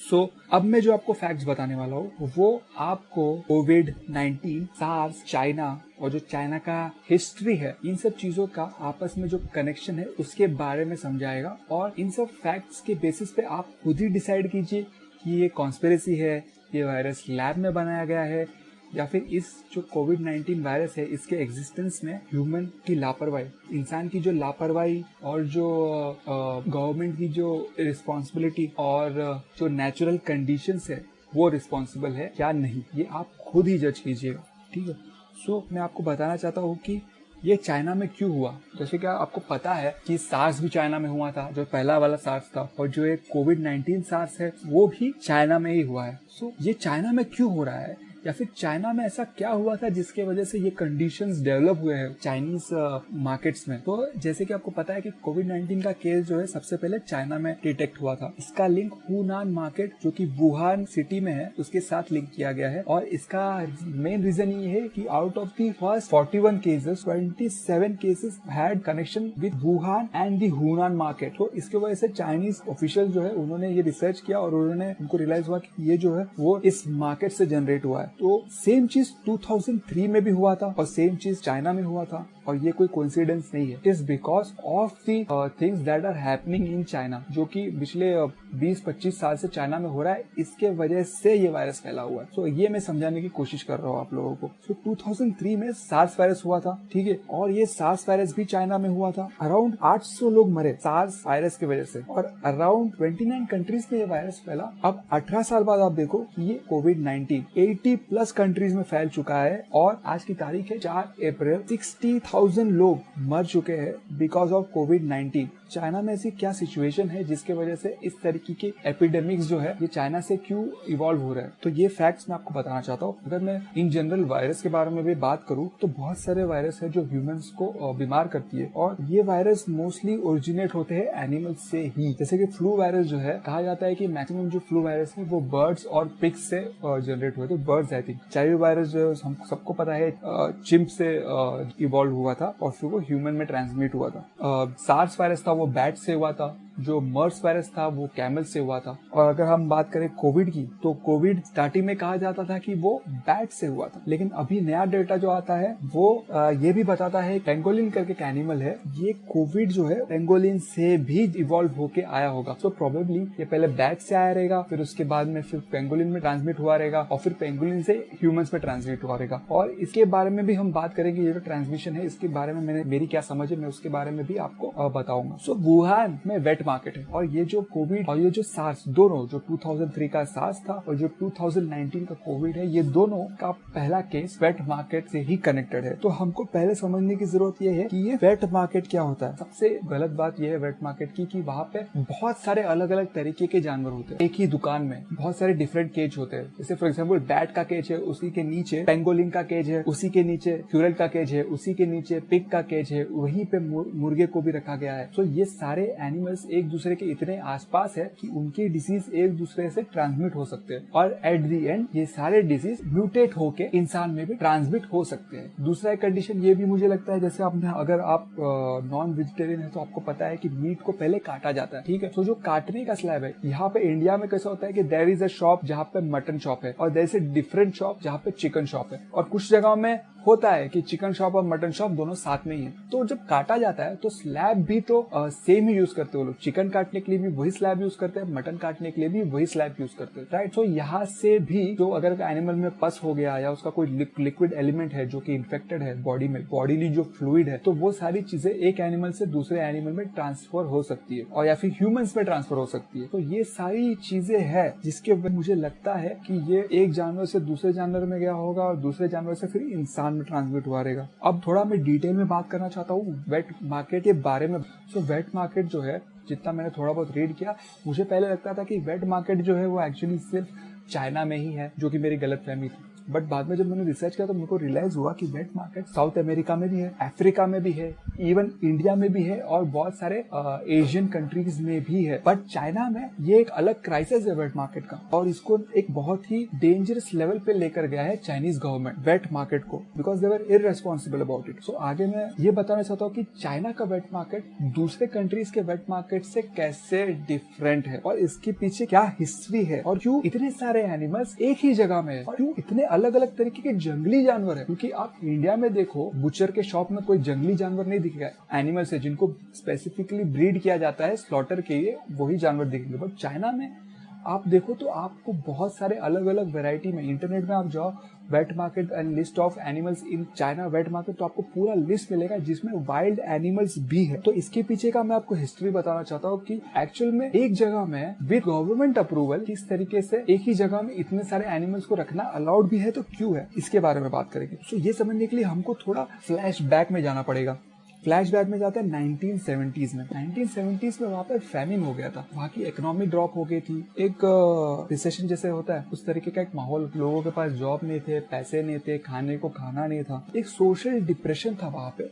Famine जिसको कहते हैं, भूखमरी जिसको कहते हैं, लोगों के पास खाने को खाना नहीं था और गवर्नमेंट जो है लोगों को सपोर्ट नहीं कर पा रही थी क्योंकि गवर्नमेंट के पास खुद पैसे और फंड्स की कमी थी। According to the data 1970s में अराउंड 36 मिलियन लोग मरे बिकॉज ऑफ फैमिन और दूसरे बीमारियों की वजह से। और वहाँ उस वक्त जो कम्युनिस्ट गवर्नमेंट थी वो स्ट्रगल कर रही थी। 36 मिलियन मरे तो मरे, जो 900 मिलियंस थे उनको भी देने के लिए खाना उनके पास नहीं था, जॉब उनके पास नहीं थे, पैसे उनके पास नहीं थे। सो चाइनीज जो गवर्नमेंट है, जो एडमिनिस्ट्रेशन है, that was in a crisis in 1970 और इस चीज से डील करने के लिए उन्होंने कुछ बहुत सारे रिफॉर्म्स किए। उनमें से एक रिफॉर्म वो था कि उन्होंने फार्मिंग को प्राइवेटाइज किया। पहले सारी चीजें गवर्नमेंट के अंडर थी, अभी फार्मिंग प्राइवेटाइज हो गया। जब फार्मिंग प्राइवेटाइज हुआ तो उसके साथ जो एनिमल ब्रीडिंग है वो भी प्राइवेटाइज हो गया। तो जो गरीब लोग थे उनके पास एक अपॉर्चुनिटी था। जैसे इंडिया में भी आप गांव में जाओ तो लोग गाय पालते हैं, बकरी पालते हैं, अपना गुजारा कर लेते हैं, है ना। उनको खाने के लिए कुछ ना कुछ मिल जाता है। जो उनके घर पे गाय है वो उनको दूध देती है, जो बकरे है उनसे उनको दूध मिलता है। स्लॉटर हाउस में उन लोग बेच देते हैं जो जानवर है उनको, और उसमें उसको पैसा मिलता है। ये जो सोशल डिप्रेशन था इसके साथ डील करने के लिए चाइनीज गवर्नमेंट ने लोगों को परमिशन दी कि आप प्राइवेटली एनिमल ब्रीडिंग कर सकते हैं और अपने बिजनेस के लिए, अपने पर्सनल फायदे के लिए आप ये चीज कर सकते हो। 1970s में उन्होंने फार्मिंग को प्राइवेटाइज कर दिया। ठीक है, अब जो प्राइवेटाइज कर दिया तो सिर्फ छोटे मोटे लोग ही नहीं इस सेक्टर में आए, जो अमीर लोग थे वो भी इस इंडस्ट्री में आ गए क्योंकि उनको यहाँ पे प्रॉफिट दिखा। बड़े बड़े कंपनीज फॉर्म हुए और ये कंपनीज स्पेसिफिकली फार्मिंग में घुस गए, एनिमल ब्रीडिंग में घुस गए। देवर ब्रीडिंग कैटल्स, पोल्ट्री, जो हैंस होते हैं, पोर्क होता है, ये सब चीज को वो लोग ब्रीड करने लग गए। अब और जो गरीब फार्मर्स थे, जो गरीब लोग थे, उन्होंने भी ब्रीडिंग स्टार्ट किया, बट उनका जो ब्रीडिंग था वो अलग तरीके का था। उन्होंने किया वाइल्ड एनिमल्स को ब्रीड करना स्टार्ट। वो जंगल में वाइल्ड एनिमल को पकड़ते थे और उसको आके ब्रीड करते थे और फिर उनके पास एक वाइल्ड एनिमल का अच्छा खासा नंबर होता था और फिर वो उनको खाना पीना खिला के उनका नंबर बढ़ाने लग गए। तो पहले ये बहुत ही छोटे लेवल पे हुआ करता था, गांव में हुआ करता था। ये जो लोग वाइल्ड एनिमल की ब्रीडिंग करते थे ये नेशनल लेवल पे नहीं हुआ था उस टाइम। जब फार्मिंग को प्राइवेटाइज किया गया था तो गवर्नमेंट को जब इसमें इम्प्रूवमेंट दिखा, जो सेक्टर था वो धीरे धीरे बूम होते गया, तो उन्होंने देखा कि यार इसमें एक्चुअल में बहुत प्रॉफिट है और ये एक चीज है जो एक्चुअली हमारी इकोनॉमी को इम्प्रूव कर सकती है। तो उन्होंने इसको और एंकरेज किया। ठीक है, उनको लगा कि इसको अगर हम और एंकरेज करें तो जो लोगों की गरीबी है वो मिट सकती है, और जो कि हुआ, इसके वजह से लोगों की गरीबी भी मिटी। अब थोड़ा फास्ट फॉरवर्ड करते हैं 1988 में। ठीक है, जैसे कि मैंने बताया गवर्नमेंट चाहती थी कि इसको एंकरेज करे। ऑब्वियसली उसमें थोड़ा पर्सनल फायदा भी था गवर्नमेंट का, बड़ी बड़ी कंपनीज इन्वॉल्व थी इसमें। तो उन्होंने क्या किया, उन्होंने एक वाइल्ड प्रोटेक्शन लॉ एग्जीक्यूट किया और इस वाइल्ड प्रोटेक्शन लॉ के मुताबिक वाइल्ड लाइफ जो है उसको उन्होंने नेचुरल रिसोर्स के अंदर कैटेगराइज कर दिया। अभी वाइल्ड लाइफ को जब आप नेचुरल रिसोर्स के अंदर कैटेगराइज करते हो तो इसका मतलब ये है कि उस नेचुरल रिसोर्स को हम ह्यूमन बेनिफिट के लिए भी यूज कर सकते। और अगर आपके पास सही परमिशन है तो you can actually breed wild animals in China because of this law. In 1988 it started, तो लोगों ने वाइल्ड एनिमल्स को और ज्यादा ब्रीड करने को स्टार्ट कर दिया और उसका जो ब्रीडिंग है वो और ज्यादा बढ़ा दिया। तो इस लॉ का जो आर्टिकल 17 है, it actually encourages people to domesticate and breed wild animals. और यहाँ पे चाइनीज वाइल्ड एनिमल फार्मिंग या फिर चाइनीज वाइल्ड लाइफ फार्मिंग का जन्म हुआ 1988 में आफ्टर दिस लॉ। और जो छोटे मोटे फार्मर थे या छोटे मोटे वाइल्ड लाइफ ब्रीडर थे, उन्होंने अपने बिजनेस को और बढ़ा दिया। जैसे फॉर एग्जांपल, अगर एक बंदे के पास एक क्रोकोडाइल था, इस लॉ के आने के बाद में उसने 10 क्रोकोडाइल बना दिए, 15 क्रोकोडाइल ब्रीड कर रहा है, फिर 100। तो ये टाइम था जहाँ पे चाइनीज वाइल्ड लाइफ फार्मिंग बहुत ज्यादा बूम हुई और आज की डेट में it is a very important part of the Chinese economy. इसके वजह से चाइना के अंदर ही नहीं, चाइना के बाहर भी इलीगल वाइल्ड लाइफ जो है उसको एक्सपोर्ट किया गया, स्मगलिंग स्टार्ट हो गया और लोग इंडिया और बहुत सारे दूसरे कंट्रीज से जानवरों को पकड़ के चाइना में भेजने लग गए और उसके उनको पैसे मिलते थे क्योंकि चाइना में ये चीज लीगल थी। तो चाइना में भी illegal wild life industry set हो गई, जहाँ पे राइनोस, जो मैं पहले बात कर रहा था, पेंगोलिन, जिसकी वजह से कोविड-19 का वायरस आज इवॉल्व हुआ है। पेंगोलिन भी एंडेंजर्ड वाइल्ड लाइफ फिशेस के अंदर आता है, जिसको एक्चुअल में स्लॉटर करना अलाउड नहीं था उस टाइम पे 1988 में। और फिर उसके बाद टाइगर्स का ट्रैफिकिंग होने लग गया और सब ये जानवर बाहर से, चाइना के अंदर से जो वाइल्ड लाइफ मार्केट है, स्लॉटर हाउस यहाँ पे सब जाने लगे और लोग इसको खरीदने भी लगे वहाँ पे। अब थोड़ा फास्ट फॉरवर्ड हमें जाना पड़ेगा 2003 में। 2003 में सार्स वायरस डिटेक्ट किया गया चाइना में, फूशान मार्केट में, जहाँ पे वेट मार्केट है। उस टाइम एक्सपर्ट्स ने जो रिसर्च किया उससे उनको पता चला कि ये जो सार्स वायरस है, सार्स कोरोना वायरस, वो सिविट कैट करके एक जानवर है जिससे म्यूटेट होके ह्यूमंस में आया था, इंसान में आया, और इसका भी ओरिजिनेशन वेट मार्केट से ही हुआ। और जब ये बात प्रूफ होगी तो चाइनीज गवर्नमेंट ने वेट मार्केट को बंद कर दिया, वाइल्ड लाइफ फार्मिंग को बैन कर दी उस पर्टिकुलर टाइम के लिए। बट बैन के 2 महीने बाद ही उन्होंने इस बैन को हटा दिया और थोड़ा चेंज कर दिया। उनका जो पहले मैंने बताया था जो वाइल्ड लाइफ प्रोटेक्शन लॉ था उसको उन्होंने थोड़ा एडिट कर दिया और उन्होंने अब ये क्लॉज ऐड कर दिया कि वाइल्ड लाइफ फार्मिंग में सारे जानवर इंक्लूडेड नहीं है, उसमें सिर्फ ये 54 स्पीशीज ही इंक्लूडेड हो गए। तो उन्होंने जो वेट मार्केट है उसको बंद नहीं किया, ना अपनी वाइल्ड लाइफ फार्मिंग को बंद कर दिया, उन्होंने सिर्फ अपने लॉ को रिवाइज किया और उसमें जो इम्पोर्टेंट 54 स्पीशीज है उनको ऐड कर दिया। और इन 54 स्पीशीज में सिवेट कैट्स भी थे। सोचो, जिस जानवर की वजह से वो एपिडेमिक फैला, वो जानवर को भी उन्होंने 54 स्पीशीज में रखा। ये बात मुझे एक्चुअली सबसे ज्यादा शॉकिंग लगी। एक और डेटा मैंने पढ़ा जिसमें लिखा था कि 2014 में उनका ये जो वाइल्ड लाइफ फार्मिंग का जो मार्केट था वो 100 बिलियन का था। और जो वाइल्ड लाइफ फार्मिंग है वो एक बहुत बड़ा हिस्सा कंट्रीब्यूट करता है उनके जीडीपी में। And that is the reason why Chinese government doesn't want to close wet markets and the wild life farming. इतना सब होने के बावजूद 2016 में चाइनीज गवर्नमेंट ने कुछ एंडेंजर्ड स्पीशीज, जिसमें टाइगर और पेंगोलिन भी इंक्लूडेड थे, जी हाँ पेंगोलिन, और ये पेंगोलिन वही जानवर है जिसका रिलेशन अब जो कोविड-19 फैला है उसके साथ है। जैसे कि मैंने आपको पहले बताया था, बैट्स और पेंगोलिन से म्यूटेट होकर कोविड-19 ने ह्यूमंस को इफेक्ट किया है। सो ये सब जो इवेंट्स हुए हैं चाइना की हिस्ट्री में या फिर चाइना के इकोनॉमिक ग्रोथ में, इन सब का कनेक्शन है आज की जो कोविड-19 की सिचुएशन है उसके साथ। और आज की डेट में 2018 का डेटा अगर मैं देखूं तो 148 बिलियन का इंडस्ट्री है ये वाइल्ड लाइफ फार्मिंग का। आज की डेट में बहुत सारी बड़ी कंपनीज इसके अंदर आ गई है और ये लोग potions, beauty products, fitness products, health products, even sexual enhancement drugs, ये सब चीजें इन एंडेंजर्ड वाइल्ड लाइफ एनिमल्स को मारकर बना रहे हैं। और सबसे फनी चीज मेरे को ये लगी कि आज हम चाइनीज लोगों को ब्लेम करते हैं कोविड-19 के लिए, राइट? बट एक्चुअल में वो लोग रिस्पॉन्सिबल है भी नहीं, क्योंकि मैं कुछ रीड कर रहा था और मेरे को रियलाइज हुआ कि ये जो वाइल्ड लाइफ मीट है ये एक्चुअल में अमीर लोग कंज्यूम करते हैं, जो लोग एक्चुअली इस मीट को अफोर्ड कर सकते, जो कि बहुत कम है। जैसे क्योंकि जब मैंने रिसर्च किया तो मेरे को पता चला कि ये जो वाइल्ड लाइफ एनिमल्स है जिसकी वजह से ये बड़ी बड़ी बीमारियां फैल रही है, मैक्सिमम लोग ये सब नहीं खाते चाइनीज लोग, क्योंकि ये बहुत एक्सपेंसिव है।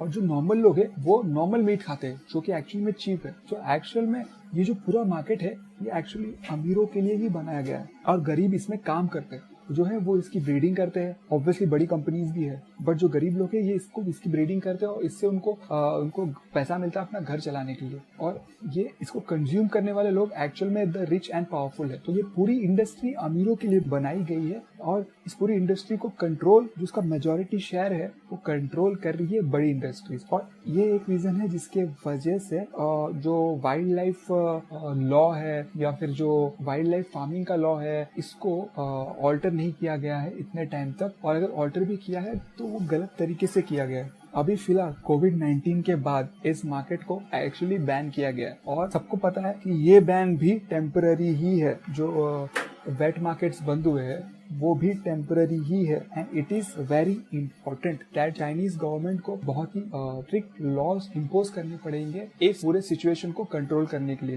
And the main problem is that they can not actually close the wait market, क्योंकि अगर वो इस वेट मार्केट को क्लोज करते हैं तो वो अपने जीडीपी को इफेक्ट करते हैं और प्रोबेबली उसको रिड्यूस भी कर देगी। और दूसरी चीज है कि लेबर, बहुत सारे लोग इसके अंदर जुड़े हुए हैं, उनकी जॉब्स चली जाएगी, तो there is again a different challenge. So I don't know how the Chinese government is going to tackle this thing. और अगर ये टैकल नहीं होता और वापस से वेट मार्केट खुलता है तो प्रोबेबली मे बी 25 साल बाद और एक हमको एपिडेमिक नजर आएगा इस वर्ल्ड में। तो एटलीस्ट मेरा यह मानना है कि कम से कम there should be some regulation to actually control it. That is the only way we could protect ourself from these kind of epidemic. और क्योंकि अब चाइना दूसरी बार इतने बड़े एपिडेमिक का शिकार हो चुका है, दूसरी बार उसके वजह से पूरी दुनिया इन्फेक्ट हो गई है, तो चाइना को ये बात बहुत सीरियसली समझने की जरूरत है। इन सब फैक्ट्स के वजह से मैं आप लोगों से एक चीज रिक्वेस्ट करना चाहता हूँ कि आप चाइनीज लोगों को ब्लेम मत, क्योंकि वो तो अपना घर चला रहे, वो बर्बाद हो रहे थे एक टाइम पे। और 1960s में उनके पास खाने को कुछ, तो उन्होंने तो वही किया सर्वाइवल के लिए जो कोई भी करे। तो गवर्नमेंट अगर चाहती तो इस मार्केट में जो लोग काम कर रहे और जो नॉर्मल चाइनीज लोग हैं उनको रिलोकेट कर सकती थी दूसरे बिजनेसेस में, राइट, दूसरे तरीके के ब्रीडिंग में, या फिर प्रोबेबली कोई और लॉ बना सकती थी। बट उन्होंने ये चीज नहीं किया, उन्होंने अपनी आंखें बंद कर ली। तो अगर आपको किसी को ब्लेम करना है तो ब्लेम कीजिए चाइनीज गवर्नमेंट को, चाइनीज लोगों को मत ब्लेम कीजिए। और चाइनीज गवर्नमेंट को कॉन्स्पिरेसी की वजह से ना ब्लेम कीजिए, उनको ब्लेम कीजिए उनके लापरवाही के लिए और उनके सेल्फिशनेस के लिए। तो एक और चीज मैंने नोटिस किया जब ये कोविड-19 का आउटब्रेक हो गया, वर्कर्स का जो सिचुएशन अराइज हुआ कि सारे वर्कर्स पैनिक हो गए क्योंकि उनकी जॉब्स चली गई और वो अपने स्टेट्स भागने लग गए। पैनिक हो गए, बहुत सारे व्हाट्सएप में गलत मैसेज था जिनके वजह से वो गुमराह हो गए।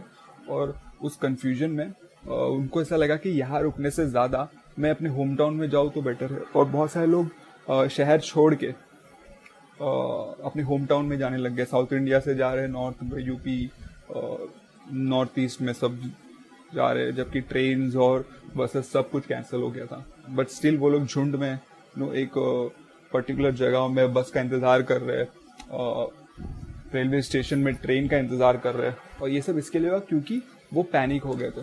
तो इसके बारे में भी मैं बात करना चाहता हूँ। तो सबसे पहली बात तो मुझे ऐसा लगता है कि सबसे पहली गलती थी गवर्नमेंट की, ठीक है। तो जब लॉकडाउन अनाउंस हुआ तो it was not announced in a proper way, in a detailed वे। कुछ प्लान नहीं बताया गया, ठीक है। जैसे फॉर एग्जाम्पल मुझे I am getting my salary and I work in Mumbai, I stay in Mumbai with my family. So मेरे लिए इतना कुछ कॉन्फ्लिक्ट नहीं था, एट दैट टाइम, क्योंकि पहली बात तो उस टाइम पे पता नहीं था कि ये इतना लंबा चलेगा। तो वी वर स्टिल पॉजिटिव कि ठीक है, गवर्नमेंट ने बोला है लॉकडाउन तो कुछ सोच समझ के ही बोला रहेगा। हमने सवाल नहीं पूछे कि भाई लॉकडाउन के बारे में इन्होंने कुछ बताया कि नहीं, तो कि कैसे गवर्नमेंट इस चीज को हैंडल कर रही है या फिर कैसे हैंडल करेगी, या फिर ये लॉकडाउन के स्टेजेस क्या होता है। ये सब बाद में पता चला हमें, जब दूसरे एनजीओज ने और दूसरे एजेंसीज ने गवर्नमेंट के ऊपर प्रेशर डाला तो गवर्नमेंट ने बताया, या फिर गवर्नमेंट को खुद रियलाइज हुआ कि उनकी तरफ से गलती हुई, तब उन्होंने जाके अपनी गलती को रेक्टिफाई किया। बट स्टार्टिंग में क्या हुआ, लॉकडाउन अनाउंस कर दिया और उसके बाद में उनको, और जब लॉकडाउन अनाउंस हुआ तो ये जो माइग्रेंट वर्कर्स है उनकी जॉब्स चली गई, क्योंकि वो जिस इंडस्ट्री में या जिस फैक्ट्री में या शॉप में काम कर रहे थे वो शॉप सारे बंद हो गए, क्योंकि गवर्नमेंट का डायरेक्टिव था कि सारे इंडस्ट्रीज और शॉप्स बंद हो गए। तो अब उनके पास पैसे नहीं है, तो ये लोग रेंट में रहते हैं यहाँ पे अकेले विदाउट फैमिली। अब रेंट भरने को पैसे नहीं है, खाना, क्योंकि बहुत सारे लोग डेली वेजेस में काम करते थे तो अब खाने का प्रॉब्लम हो गया। सो यहाँ पे बहुत सारे इश्यूज थे और हमने इस चीज के बारे में सोचा नहीं। सो जब उन्होंने अनाउंसमेंट किया लॉकडाउन का तो उनको इम्पैक्ट के बारे में सोचना चाहिए था, और अगर उन्होंने सोचा था, ऑब्वियसली उन्होंने सोचा होगा, तो उसको क्लियरली स्पेसिफाई करने की जरूरत थी, ठीक है।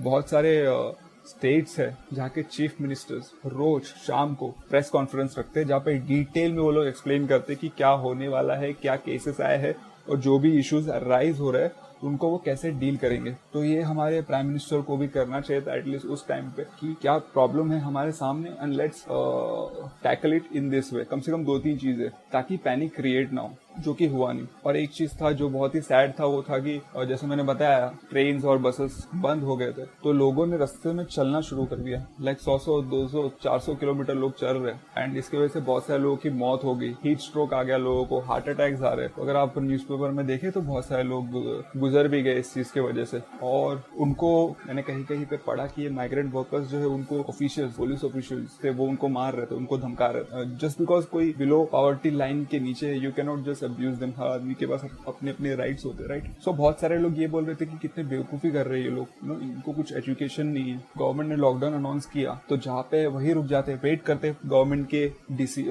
के अनाउंसमेंट के लिए। क्यों इतना भीड़ करने की जरूरत है, क्यों इतना पैनिक करने की जरूरत है। तो पैनिक जो है अगर आप देखो तो ये सिर्फ माइग्रेंट वर्कर्स लोगों ने ही नहीं किया, इवन जो एजुकेटेड लोग हैं, इवन जो लोग हैं जो middle class upper middle class के लोग हैं, वो लोग भी तो मॉल में जाके चीजों को बल्क में खरीद रहे थे जिसकी जरूरत थी नहीं। तो ये पैनिक इसके लिए हुआ क्योंकि गवर्नमेंट वाज नॉट क्लियर कि हम जो बेसिक एसेंशियल एमिनिटीज है जो एक इंसान को सर्वाइव करने के लिए जरूरत होती है तो उनको कैसे डिस्ट्रीब्यूट करेंगे through out the public, through out the mass. ये सिर्फ उनकी गलती नहीं थी, हम भी थे जो कंफ्यूज थे, हमने भी बहुत सारी चीजों को मिस इंटरप्रेट किया। तो अब मैं अगेन माइग्रेंट वर्कर्स के ऊपर आता हूँ। तो एक चीज समझना जरूरी है कि माइग्रेंट वर्कर्स लोग इतने पैनिक क्यों हो गए। तो एक बंदा जो लेट्स से नॉर्थ इंडिया से महाराष्ट्र में आता है, सो वो क्यों आता है? वो पैसे कमाने के लिए आता है, राइट, इकोनॉमिक सिक्योरिटी के लिए आता है। तो जितना भी वो पैसा कमाता है उसका कुछ हिस्सा वो अपने लिए रखता है और कुछ हिस्सा अपने घर बेचता है गांव में, right. That is called as an economic security. City में कोई भी आता है तो इसका मेन रीजन ये है कि दे वांट इकोनॉमिक सिक्योरिटी, ठीक है। तो एक इंसान के लिए दो तरीके की सिक्योरिटी की जरूरत होती है, इकोनॉमिक सिक्योरिटी होता है और एक सोशल सिक्योरिटी होती है। तो इकोनॉमिक सिक्योरिटी उसको मिलता है जब आपके पास जॉब होता है और एक सोर्स ऑफ इनकम होता है, तब उसको इकोनॉमिक सिक्योरिटी मिलती है। अब इकोनॉमिक सिक्योरिटी मिल गई, अब दूसरे सिक्योरिटी की जरूरत होती है उसको, जो कि है सोशल सिक्योरिटी।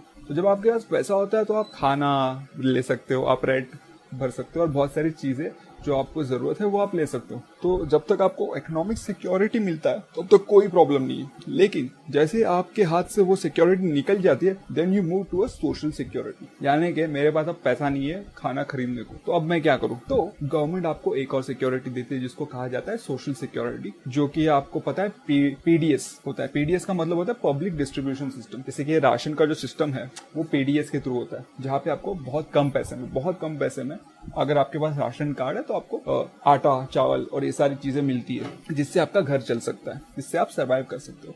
ये हर आदमी को दिया जाता है गवर्नमेंट ऑफ इंडिया की तरफ से। बट जो माइग्रेंट वर्कर है उसका इकोनॉमिक सिक्योरिटी और सोशल सिक्योरिटी दो अलग जगहों पे। इकोनॉमिक सिक्योरिटी उसको सिटी में हासिल होती है, बट सोशल सिक्योरिटी उसको सिर्फ अपने होम टाउन में हासिल होती है जहाँ का उसके पास राशन कार्ड है। And this is the issue. तो अभी जब उसके पास पैसे नहीं है तो वो सोचता है कि मैं घर जाऊं और वहां पे कम से कम गवर्नमेंट के थ्रू मेरे को जो फैसिलिटीज मिल रहे हैं वो तो मैं हासिल कर पाऊंगा, यहाँ पे सिटी में मैं भूखा थोड़ी मरूंगा। तो ये सब चीजों के वजह से वो लोग अपने गांव, अपने घर भाग रहे हैं। इस क्राइसिस में हमें एक चीज रियलाइज हुआ और बहुत सारे एक्सपर्ट्स भी इसके बारे में सालों से कह रहे थे और गवर्नमेंट भी इस पर काम कर रही थी।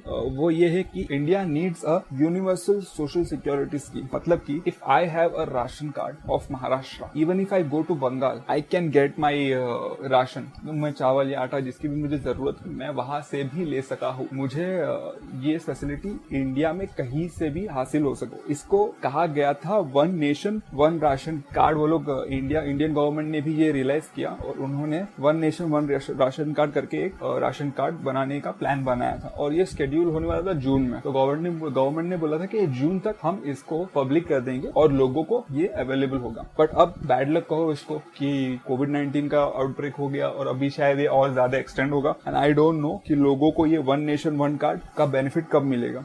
बट आई पर्सनली फील कि भले ही हमने इसको प्लान किया था जून के लिए, गवर्नमेंट को इसको थोड़ा और पुश करके थोड़ा और जल्दी लाना चाहिए क्योंकि बहुत सारे लोगों को इसका बेनिफिट मिलेगा। और ये वन नेशन वन कार्ड के लिए सबसे बेस्ट पीरियड है टेस्ट करने की। And this can be a case study कि किस तरीके से इंडियन गवर्नमेंट ने इस क्राइसिस सिचुएशन में पब्लिक के लिए एक बहुत ही इंटेलिजेंट स्कीम को इम्प्लीमेंट किया। उसके अलावा मेरे को मुझे ऐसा भी लगता है कि ये जो बिलो पॉवर्टी लाइन के नीचे हमारे फेलो इंडियंस है उनको सब्सिडी मिलनी चाहिए। ये एक्चुअली सिर्फ कोई पर्टिकुलर क्लास के लिए नहीं है, क्योंकि अगर ये लॉकडाउन ज्यादा बढ़ता है तो एटलीस्ट वैसे सर्विस बनानी चाहिए जिससे हमको घर तक जो हमारे खाने के सामान है, ज्यादा नहीं, चावल, आटा, दूध, ये सारी बेसिक चीजें पब्लिक के घर तक पहुंचे। ये भी एक चीज है जो गवर्नमेंट कर सकती है। उसके अलावा डायरेक्ट कैश ट्रांसफर भी गवर्नमेंट कर सकती है। जो बिलो पॉवर्टी लाइन के लोग हैं या फिर जो लोग फाइनेंशियली, सिर्फ पॉवर्टी लाइन की बात ही नहीं कर रहा, फाइनेंशियली स्ट्रगल कर रहे हैं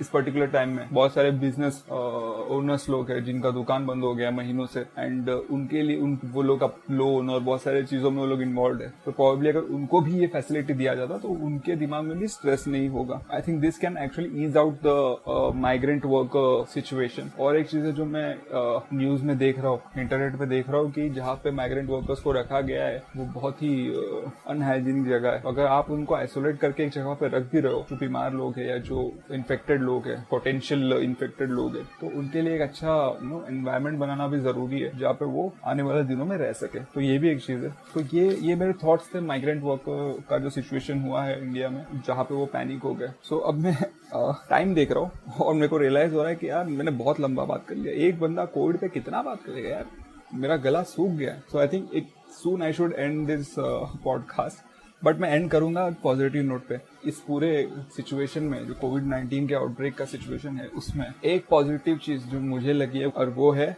नेचर किस तरीके से ब्लूम हो रही है। Because there are no humans on street. जैसे हम सबको पता है कि कोविड के वजह से इंडस्ट्रीज बंद हो गई है, सड़कों में गाड़ियां नहीं है, और इसके वजह से नेचर पे बहुत ही पॉजिटिव इफेक्ट पड़ा है। नदियां और समुंदर जो है वो बहुत ज्यादा क्लीन हो गई है, आसमान साफ है, नीला है। कल सुबह जब उठोगे तो प्लीज खिड़की से बाहर देखना, you will find that the sky is even more blue. हमने नोटिस नहीं किया है, बट प्लीज ध्यान से देखिएगा, आपको रियलाइज होगा। ये जो एनिमल्स है वो बाहर आ रहे हैं फ्रीक्वेंटली, सड़कों में दिख रहा है। Marine drive, Mumbai marine drive में लोगों ने कहा कि उनको डॉल्फिन्स दिखाई दिए। तो ये सारी चीजें हमको देखने को मिल रही है। It is because the water is cleaner, the air is cleaner, और ज्यादा भीड़ नहीं है, शोर नहीं है। इसलिए ये जो एनिमल्स है, ये जो क्रीचर्स है, ये सिटी और उसके आसपास घूम रहे, which is actually beautiful, right. मतलब सोचो, you are sitting in a Marine Drive and you could actually see dolphins. ये फॉरेन में बहुत सारी जगहों पे होता है, बट हमको कभी इंडिया में कभी विटनेस नहीं किया गया। मेरे डैड कहा करते थे कि वो जब छोटे थे तो he could actually C seal, जो सील करके एक जानवर होता है, वो केरला में रिवर्स में कभी कभी मछलियों का पीछा करते करते आ जाता था, और ये उन्होंने देखा हुआ है। और दिस इज 60 ईयर्स की पहले की बात बोल रहा हूँ मैं।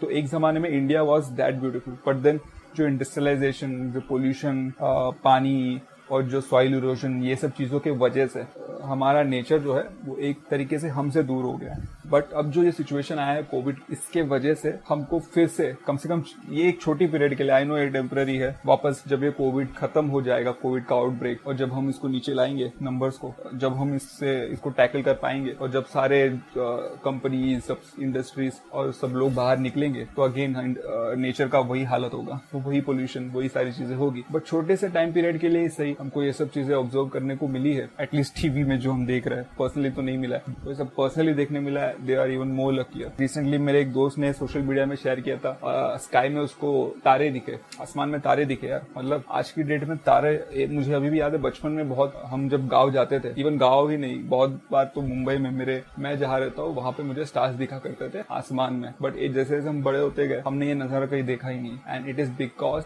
आसमान में इतना पोल्यूशन है कि stars, even we can not see stars. तो अभी सितारे भी दिख रहे लोगों को, सोशल मीडिया में लोग पोस्ट, और हवा इतनी साफ हो गई है कि मैंने यार न्यूज में पढ़ा कि जलंधर में लोगों को हिमालय दिख रहा है। अब आई थिंक जलंधर से हिमालय कुछ अराउंड 150 किलोमीटर दूर है, और फिर भी उनको जलंधर से हिमालय दिख रहा है। और एक न्यूज मैंने देखा था कि यमुना और गंगा, जो आई थिंक हमारी बहुत इंपॉर्टेंट रिवर्स है, जो अपील कर रहे हैं लोगों को कि इसको क्लीन रखा जाए, एक सैनिटेशन सिस्टम बनाया जाए ताकि ये नदियां क्लीन रहे, जो कि अभी तक हो नहीं पाया ठीक से। गंगा और यमुना भी क्लीन हो गई है क्योंकि इंडस्ट्रीज बंद है, और ज्यादा क्लीन हो गई है। अगर आप, आई वुड रिक्वेस्ट कि आप गूगल में जाए और सिर्फ सर्च कर दिए गंगा, तो आपको दिखेगा कि गंगा कितना क्लीन हो गया है ड्यूरिंग कोविड। सो ये एक्चुअली एक बहुत अच्छा साइन है कि इट इज पॉसिबल। लाइक मुझे एक्चुअली पर्सनली लगता था कि यमुना और गंगा इतना गंदा हो गया आज की डेट में कि हमारे पास इतना टेक्नोलॉजी, या हम इस चीज को इतना, हमारी गवर्नमेंट इतना इम्पोर्टेंट नहीं मानती कि हम इतनी ब्यूटीफुल नदी को,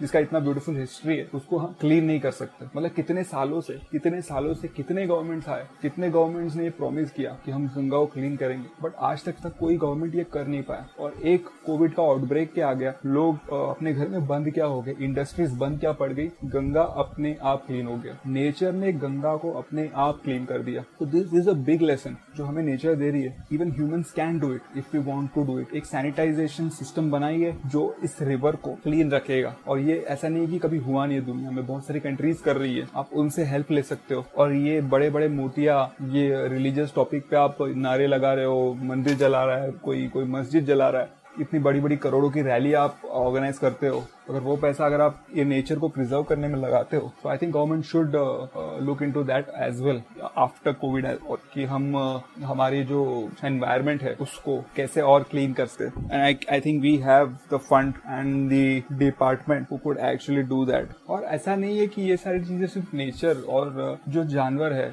जो बर्ड्स है, उनको ही पॉजिटिवली अफेक्ट करता है. अगर हमारा एनवायरनमेंट क्लीन रहेगा तो as humans we will live longer. And ये फैक्ट है, क्योंकि हमें इतनी सारी बीमारियां हैं और ये सब बहुत सारी चीजें तो एनवायरनमेंट की वजह से ही है. सो एक चीज है जिसके बारे में मैं पढ़ रहा था, कार्बन इमिशन के बारे में तो मैं पढ़ ही रहा था. एक चीज और है जिसके बारे में मैंने रीड किया, वो था नाइट्रोजन ऑक्साइड. हमारे एनवायरनमेंट में नाइट्रोजन ऑक्साइड है और एक्सपर्ट्स का मानना है कि if the quantity of nitrogen oxide increases then humans को अस्थमा और बहुत सारे अलग अलग रेस्पिरेटरी डिसीजेस भी हो सकती है. और वर्ल्ड हेल्थ ऑर्गेनाइजेशन का कहना है कि अगर नाइट्रोजन ऑक्साइड 200 माइक्रोग्राम से ज्यादा बढ़ जाता है तो उस एनवायरनमेंट में जो इंसान है, अस्थमा और दूसरे रेस्पिरेटरी डिसीजेस भी हो सकते हैं. अभी लॉकडाउन के टाइम पे क्योंकि इंडस्ट्रीज बंद है, गाड़ियां बंद है, तो नाइट्रोजन ऑक्साइड का इमिशन भी कम होती है. सो आई थिंक न्यूज़पेपर में और बहुत सारे ऑनलाइन न्यूज पोर्टल्स में you Google and search for decrease in nitrogen oxide, और तो आपको मैप दिखाई देगा और आपको पता चलेगा कि कितना ये नाइट्रोजन ऑक्साइड कम हो चुका है. And even you will be shocked कि सिर्फ एक महीने में इतना इम्पैक्ट हो सकता है इस नाइट्रोजन ऑक्साइड के क्वांटिटी में या फिर इस नाइट्रोजन ऑक्साइड के इमिशन पे. दूसरा एक एयर पोल्यूटेंट के बारे में मैं बात करना चाहता हूँ, वो है पर्टिकुलेट मैटर 2.5. तो पर्टिकुलेट मैटर 2.5 जो होता है वो आई थिंक सबसे डेंजरस एयर पोल्यूटेंट है. कहा जाता है कि ये पार्टिकल इतना छोटा है कि ये आपके लंग्स से डायरेक्ट आपके ब्लड के अंदर मिक्स हो सकता है, जो कि ब्लड स्ट्रीम के अंदर मिक्स होके आपके रेस्पिरेटरी ऑर्गन और दूसरी चीजों पे नेगेटिव इम्पैक्ट डाल सकती है और आपको रेस्पिरेटरी प्रॉब्लम्स हो सकती है. And this is the main reason why ये जो PM 2.5 है ये इसको बहुत ही डेंजरस माना जाता है हम ह्यूमंस के लिए. अगर इसका क्वांटिटी बढ़ जाता है तो नॉट जस्ट रेस्पिरेटरी डिसीज, कहा जाता है कि सामने वाले को हार्ट अटैक और डेथ भी हो सकती है. कहा जाता है कि पूरे दुनिया में more than million people die because of PM2. तो एक यूरोपियन यूनिवर्सिटी ने रिसर्च किया था और उसने चाइनीज सिटी में PM 2.5 का जो इमिशन है उसको मॉनिटर किया कोविड के टाइम पे, और उसने रियलाइज किया कि इसके वजह से एक्चुअल में बहुत सारे लोगों की जान बची है. हर साल PM 2.5 के वजह से आई थिंक 77,000 लोग कुछ मरते थे, और इस महीने बिकॉज ऑफ कोविड इतने लोग नहीं मरे. और एक चीज इसके बारे में बात करना चाहूंगा, वो है carbon emission. I think lockdown के टाइम में कार्बन इमिशन बहुत ज्यादा अमाउंट में कम हो चुका है. अगर आप देखो इंटरनेट में गूगल करके, तो जो सेक्टर सबसे ज्यादा कार्बन इमिशन में कंट्रीब्यूट करता है वो है ट्रांसपोर्टेशन. उसके बाद में there is electricity sector, and then उसके बाद में है इंडस्ट्री सेक्टर. तो ट्रांसपोर्टेशन तो ऑब्वियसली कम हो चुका है ड्यूरिंग दिस कोविड पीरियड, और इसके वजह से कार्बन इमिशन बहुत ज्यादा कम हो गया है. The contribution to transport is 30% के आसपास. कार्बन इमिशन सिर्फ ट्रांसपोर्टेशन के थ्रू आता है और ये कम हो चुका है. एंड देन अगेन इंडस्ट्री भी कम गया, तो अराउंड हमने हमारे carbon emission around at least 40 to 50%, at least 40% हमारा कार्बन इमिशन कम हो चुका है. मुझे लगता है उससे भी ज्यादा हो चुका होगा. तो ये भी एक बहुत ज्यादा पॉजिटिव चीज है. So I personally feel that this is a great time for the government to initiate. जैसे मेरा पहला एपिसोड था साइकिलिंग के ऊपर, आप वो भी चेकआउट कर सकते हैं, जिसमें मैंने बताया था कि किस तरीके से गाड़ियों के वजह से पोल्यूशन बढ़ता है and we should promote cycling. So उसी तरीके से ये बहुत इंपॉर्टेंट है कि इस पर्टिकुलर पीरियड को एज ए केस स्टडी लेना चाहिए. और हमें एक तो है कि हमारे रिवर्स, जो यमुना नदी अभी क्लीन हो गया है, गंगा नदी अभी क्लीन हो गया है, इसको एज एन एग्जाम्पल लेके हमारा जो सुवेज सिस्टम है, जो रिवर सैनिटाइजेशन सिस्टम है, को क्रिएट करना चाहिए, ताकि ये रिवर, सिर्फ ये 2 रिवर ही नहीं, reverse across India,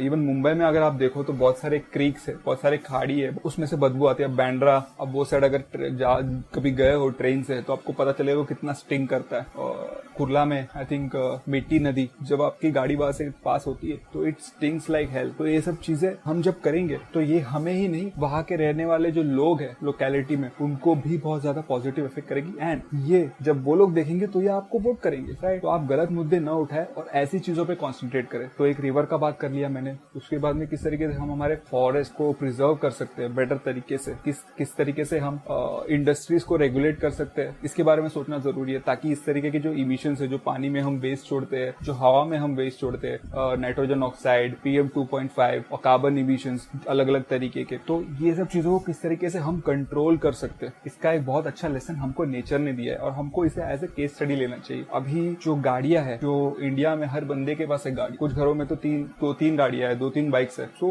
it is a great time to actually promote electric vehicles. So at least 2 wheelers, हम 4 व्हीलर्स की बात नहीं कर रहे, बट एटलीस्ट 2 व्हीलर्स जो इलेक्ट्रिक है उसको आप पुश कर सकते हो और सड़कों पे ला सकते हो। इससे कार्बन इमिशन बहुत ज्यादा कम होगा, राइट। आई नो कि इलेक्ट्रिसिटी से भी कार्बन इमिशन होता है, but as compare to transportation electricity कम कार्बन इमिशन करती है। तो I personally feel natural resources पे हमको ज्यादा कॉन्सेंट्रेट करना चाहिए। इंडस्ट्रीज में जैसे अभी कोल हो गया, जो फॉसिल फ्यूल हो गया, ये हमारे इकोनॉमी को बहुत कंट्रीब्यूट करता है। हमारे ही नहीं, बहुत सारे दुनिया में, बहुत सारे यूएस हो गया, कनाडा हो गया, ऑस्ट्रेलिया हो गया, तो यहाँ पे इनके इकोनॉमी में ऑयल, फॉसिल फ्यूल, कोल, ये सब बहुत ज्यादा कंट्रीब्यूटिंग एलिमेंट्स है। एंड आई नो कि गवर्नमेंट ये नहीं करेगी, प्रोबेबली चांसेस बहुत ज्यादा कम है, बट ये जो कोविड का पीरियड है, ये अब हमें सोचने में मजबूर करता है कि इतना मुश्किल नहीं है एनवायरमेंट को बचाना। हमको हमारे नेचुरल रिसोर्सेज को यूज करना चाहिए, रिन्यूएबल रिसोर्सेज को यूज करना चाहिए। सोलार को बहुत सारे साउथ में बहुत सारे स्टेट्स है जो एक्चुअली सोलार को बहुत अच्छी तरीके से प्रमोट कर रहे हैं। And I also feel that the Modi government has also done a good job in terms of renewable और सोलर एनर्जी को प्रमोट करने के लिए। और अगर हम ये सारी चीजें करें तो I am pretty damn sure कि आने वाले 20 साल के बाद प्रोबेबली हमको एक बहुत ही अच्छा और एक बेटर एनवायरनमेंट मिलेगा। Oh fuck, I just realized that Covid का सबसे इम्पोर्टेंट टॉपिक मेरे लिए, जिसके बारे में मैं बात करना चाहता था, मैं वो उस टॉपिक के बारे में भूल गया। जस्ट मुझे अभी रियलाइज हुआ। The topic is how to deal with the stress of isolation. Plan के मुताबिक मुझे इस पे पॉडकास्ट को एंड करना था, and I almost forgot about. तो यार चलो कोई बात नहीं, देर आए दुरुस्त आए, बात करते हैं इसके ऊपर। Lot of people are isolated, बहुत सारी दिक्कतें हो रही है लोगों को, जैसे कि बहुत सारे लोग एंजाइटी, डिप्रेशन से सफर कर रहे हैं और उनको दवाइयाँ नहीं मिल रही है मेरे मेडिकल शॉप में। Even just not people suffering from this issue, even जो हार्ट पेशेंट्स है, जो जिनका ट्रांसप्लांट हुआ है, उनके लिए मेडिसिन नहीं मिल रही है। बट तो again I don't want to deviate, I am just going to talk about mental health. So ये जो ट्रांसप्लांट है और जो ये हार्ट पेशेंट है, उनके बारे में बात नहीं करूंगा। सो जैसे कि मैंने पहले बताया, बहुत सारे लोग हैं जो मेंटल इश्यूज के साथ डील कर रहे हैं, जैसे कि बाइपोलर डिसऑर्डर हो गया, तो पैनिक अटैक आता है, बहुत सारे लोगों को साइकोसिस हो गया, डिप्रेशन, एंग्जाइटी। डिप्रेशन और एंग्जाइटी जो है वो नॉर्मली बहुत सारे लोगों को होता है। यू फील डिमोटिवेटेड, जो लोग रियली ये सब चीजों से डील कर रहे हैं, जो रेगुलरली डॉक्टर से मिल रहे हैं। So I would just advise you guys should try and be in contact with your psychiatrist or psychologist, and I would not be the right person to give you tips on reducing your stress level.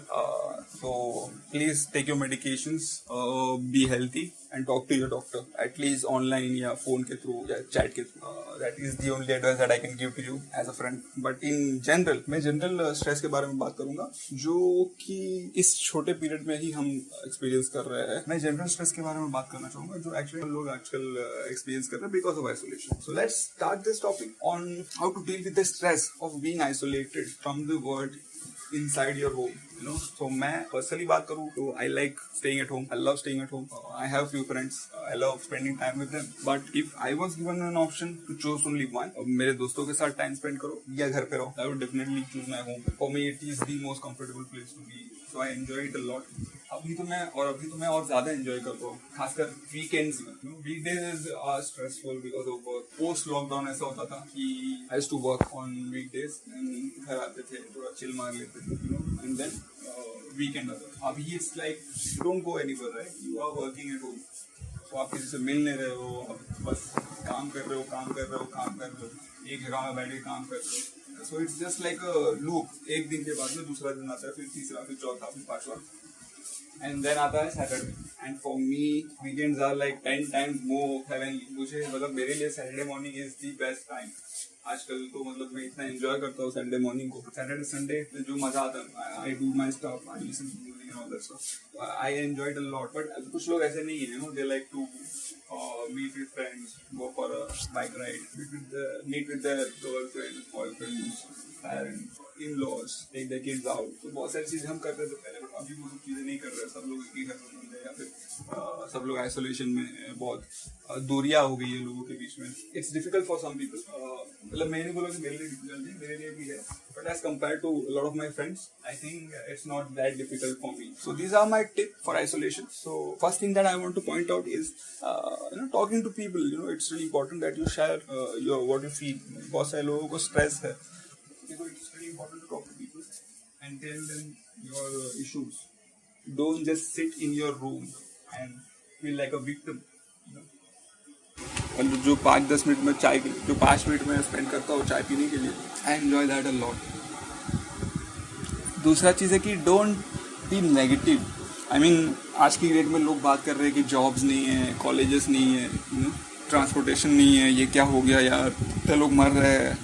So I know the facts. It is really important that you guys are aware of the situation, but let's not like take it. हम उसका बोझ हमारे shoulders में न डालें, क्योंकि हम कुछ नहीं कर सकते. To be honest, गवर्नमेंट ने कुछ डायरेक्टिव्स दिए, वो फॉलो कीजिए, लोगों का हेल्प कीजिए. उससे ज़्यादा हम कुछ नहीं कर सकते. So let's not put negative thoughts into our heads. अगर आप कुछ कर सकते हो तो जाके कीजिए, लोगों को हेल्प कीजिए. बट अगर आप नहीं करना चाहते तो please don't talk about it and make things worse for yourself. So negativity को साइड में रखिए, पॉजिटिव चीज़ों के बारे में बात कीजिए. I know it is a difficult situation for all of us, but let's not take this as an experience. बहुत सारे लोग और let's use this sense of humour. So ये एक बहुत ही अमेजिंग टाइम है डार्क सेंस ऑफ ह्यूमर के लिए, डार्क कॉमेडी जिसको बोलते हैं. So dark comedy as in talk about like life, death, in a funny way.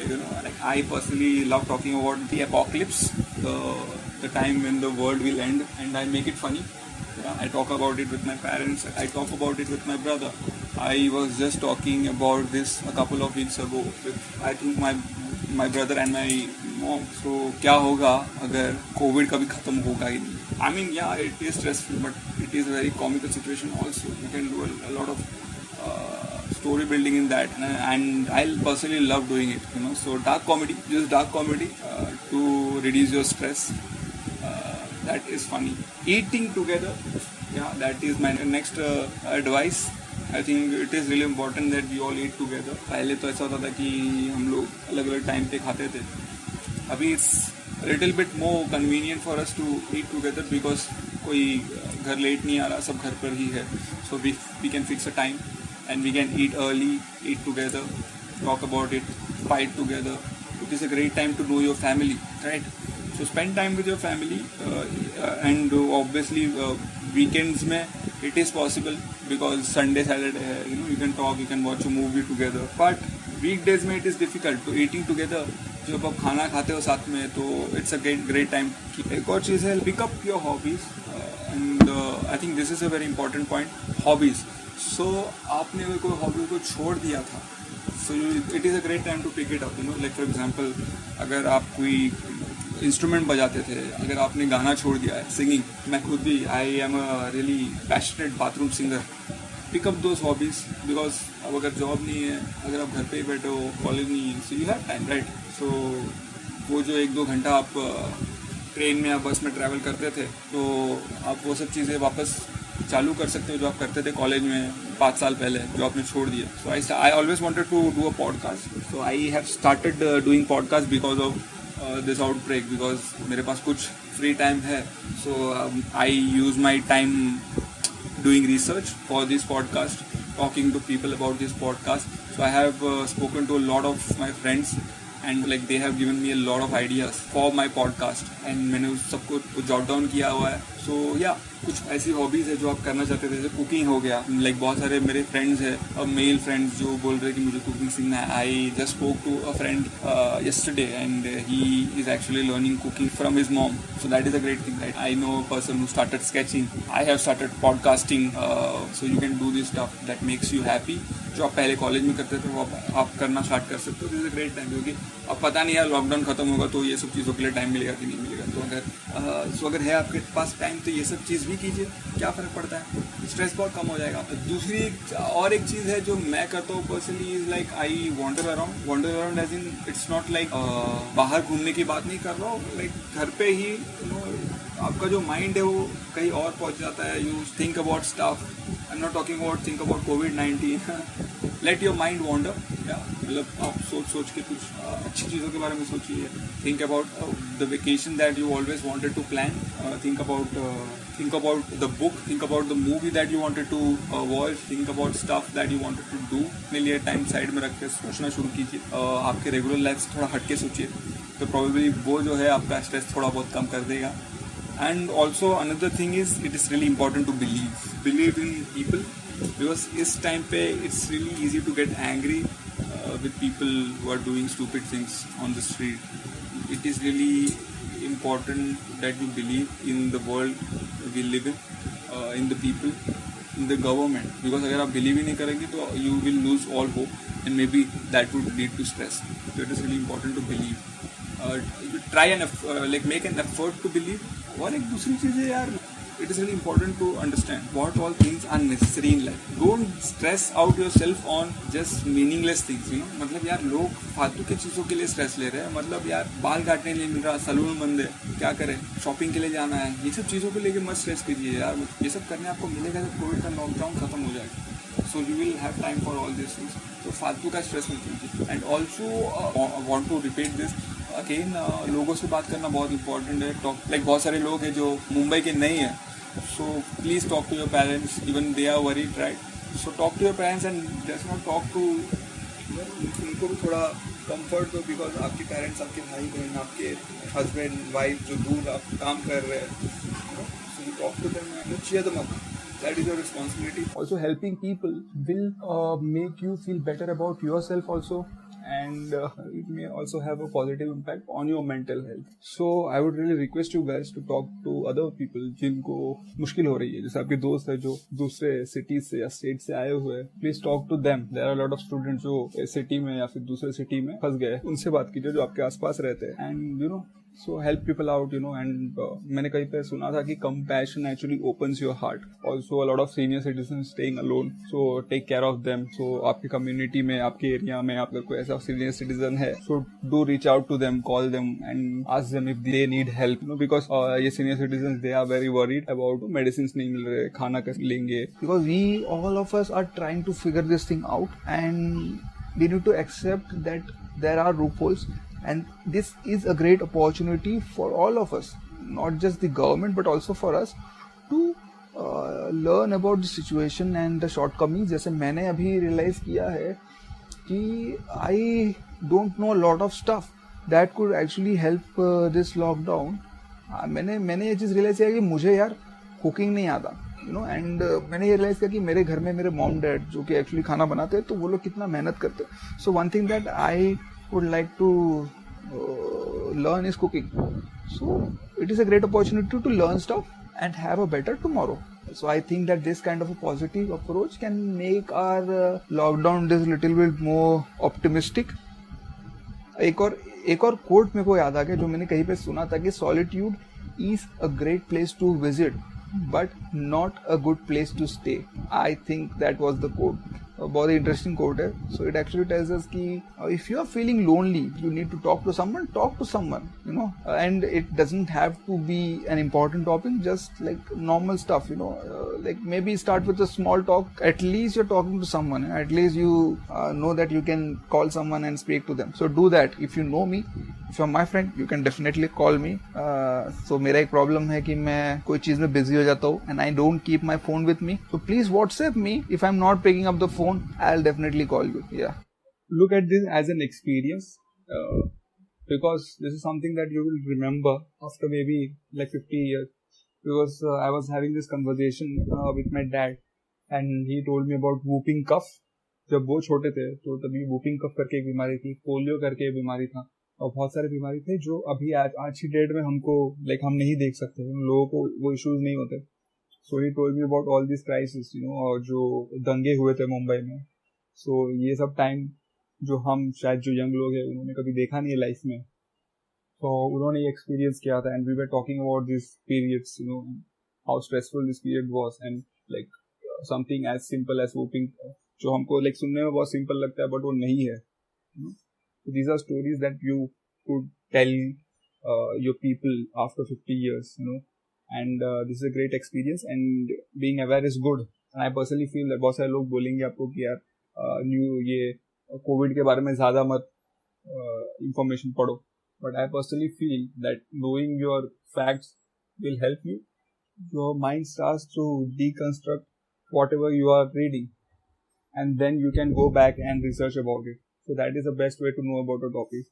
So learning about this whole situation, जैसे ये जो मैं टिप्स आपको दे रहा हूँ स्ट्रेस के लिए, ये कुछ मेरे है पर्सनल और कुछ मैंने ऑनलाइन जो डॉक्टर्स कह रहे हैं वो मैं आपके साथ शेयर कर रहा हूँ. एंड ये पूरे प्रोसेस में, ये पूरे पॉडकास्ट का प्रोसेस में मैंने भी बहुत सारी चीजें लर्न की है.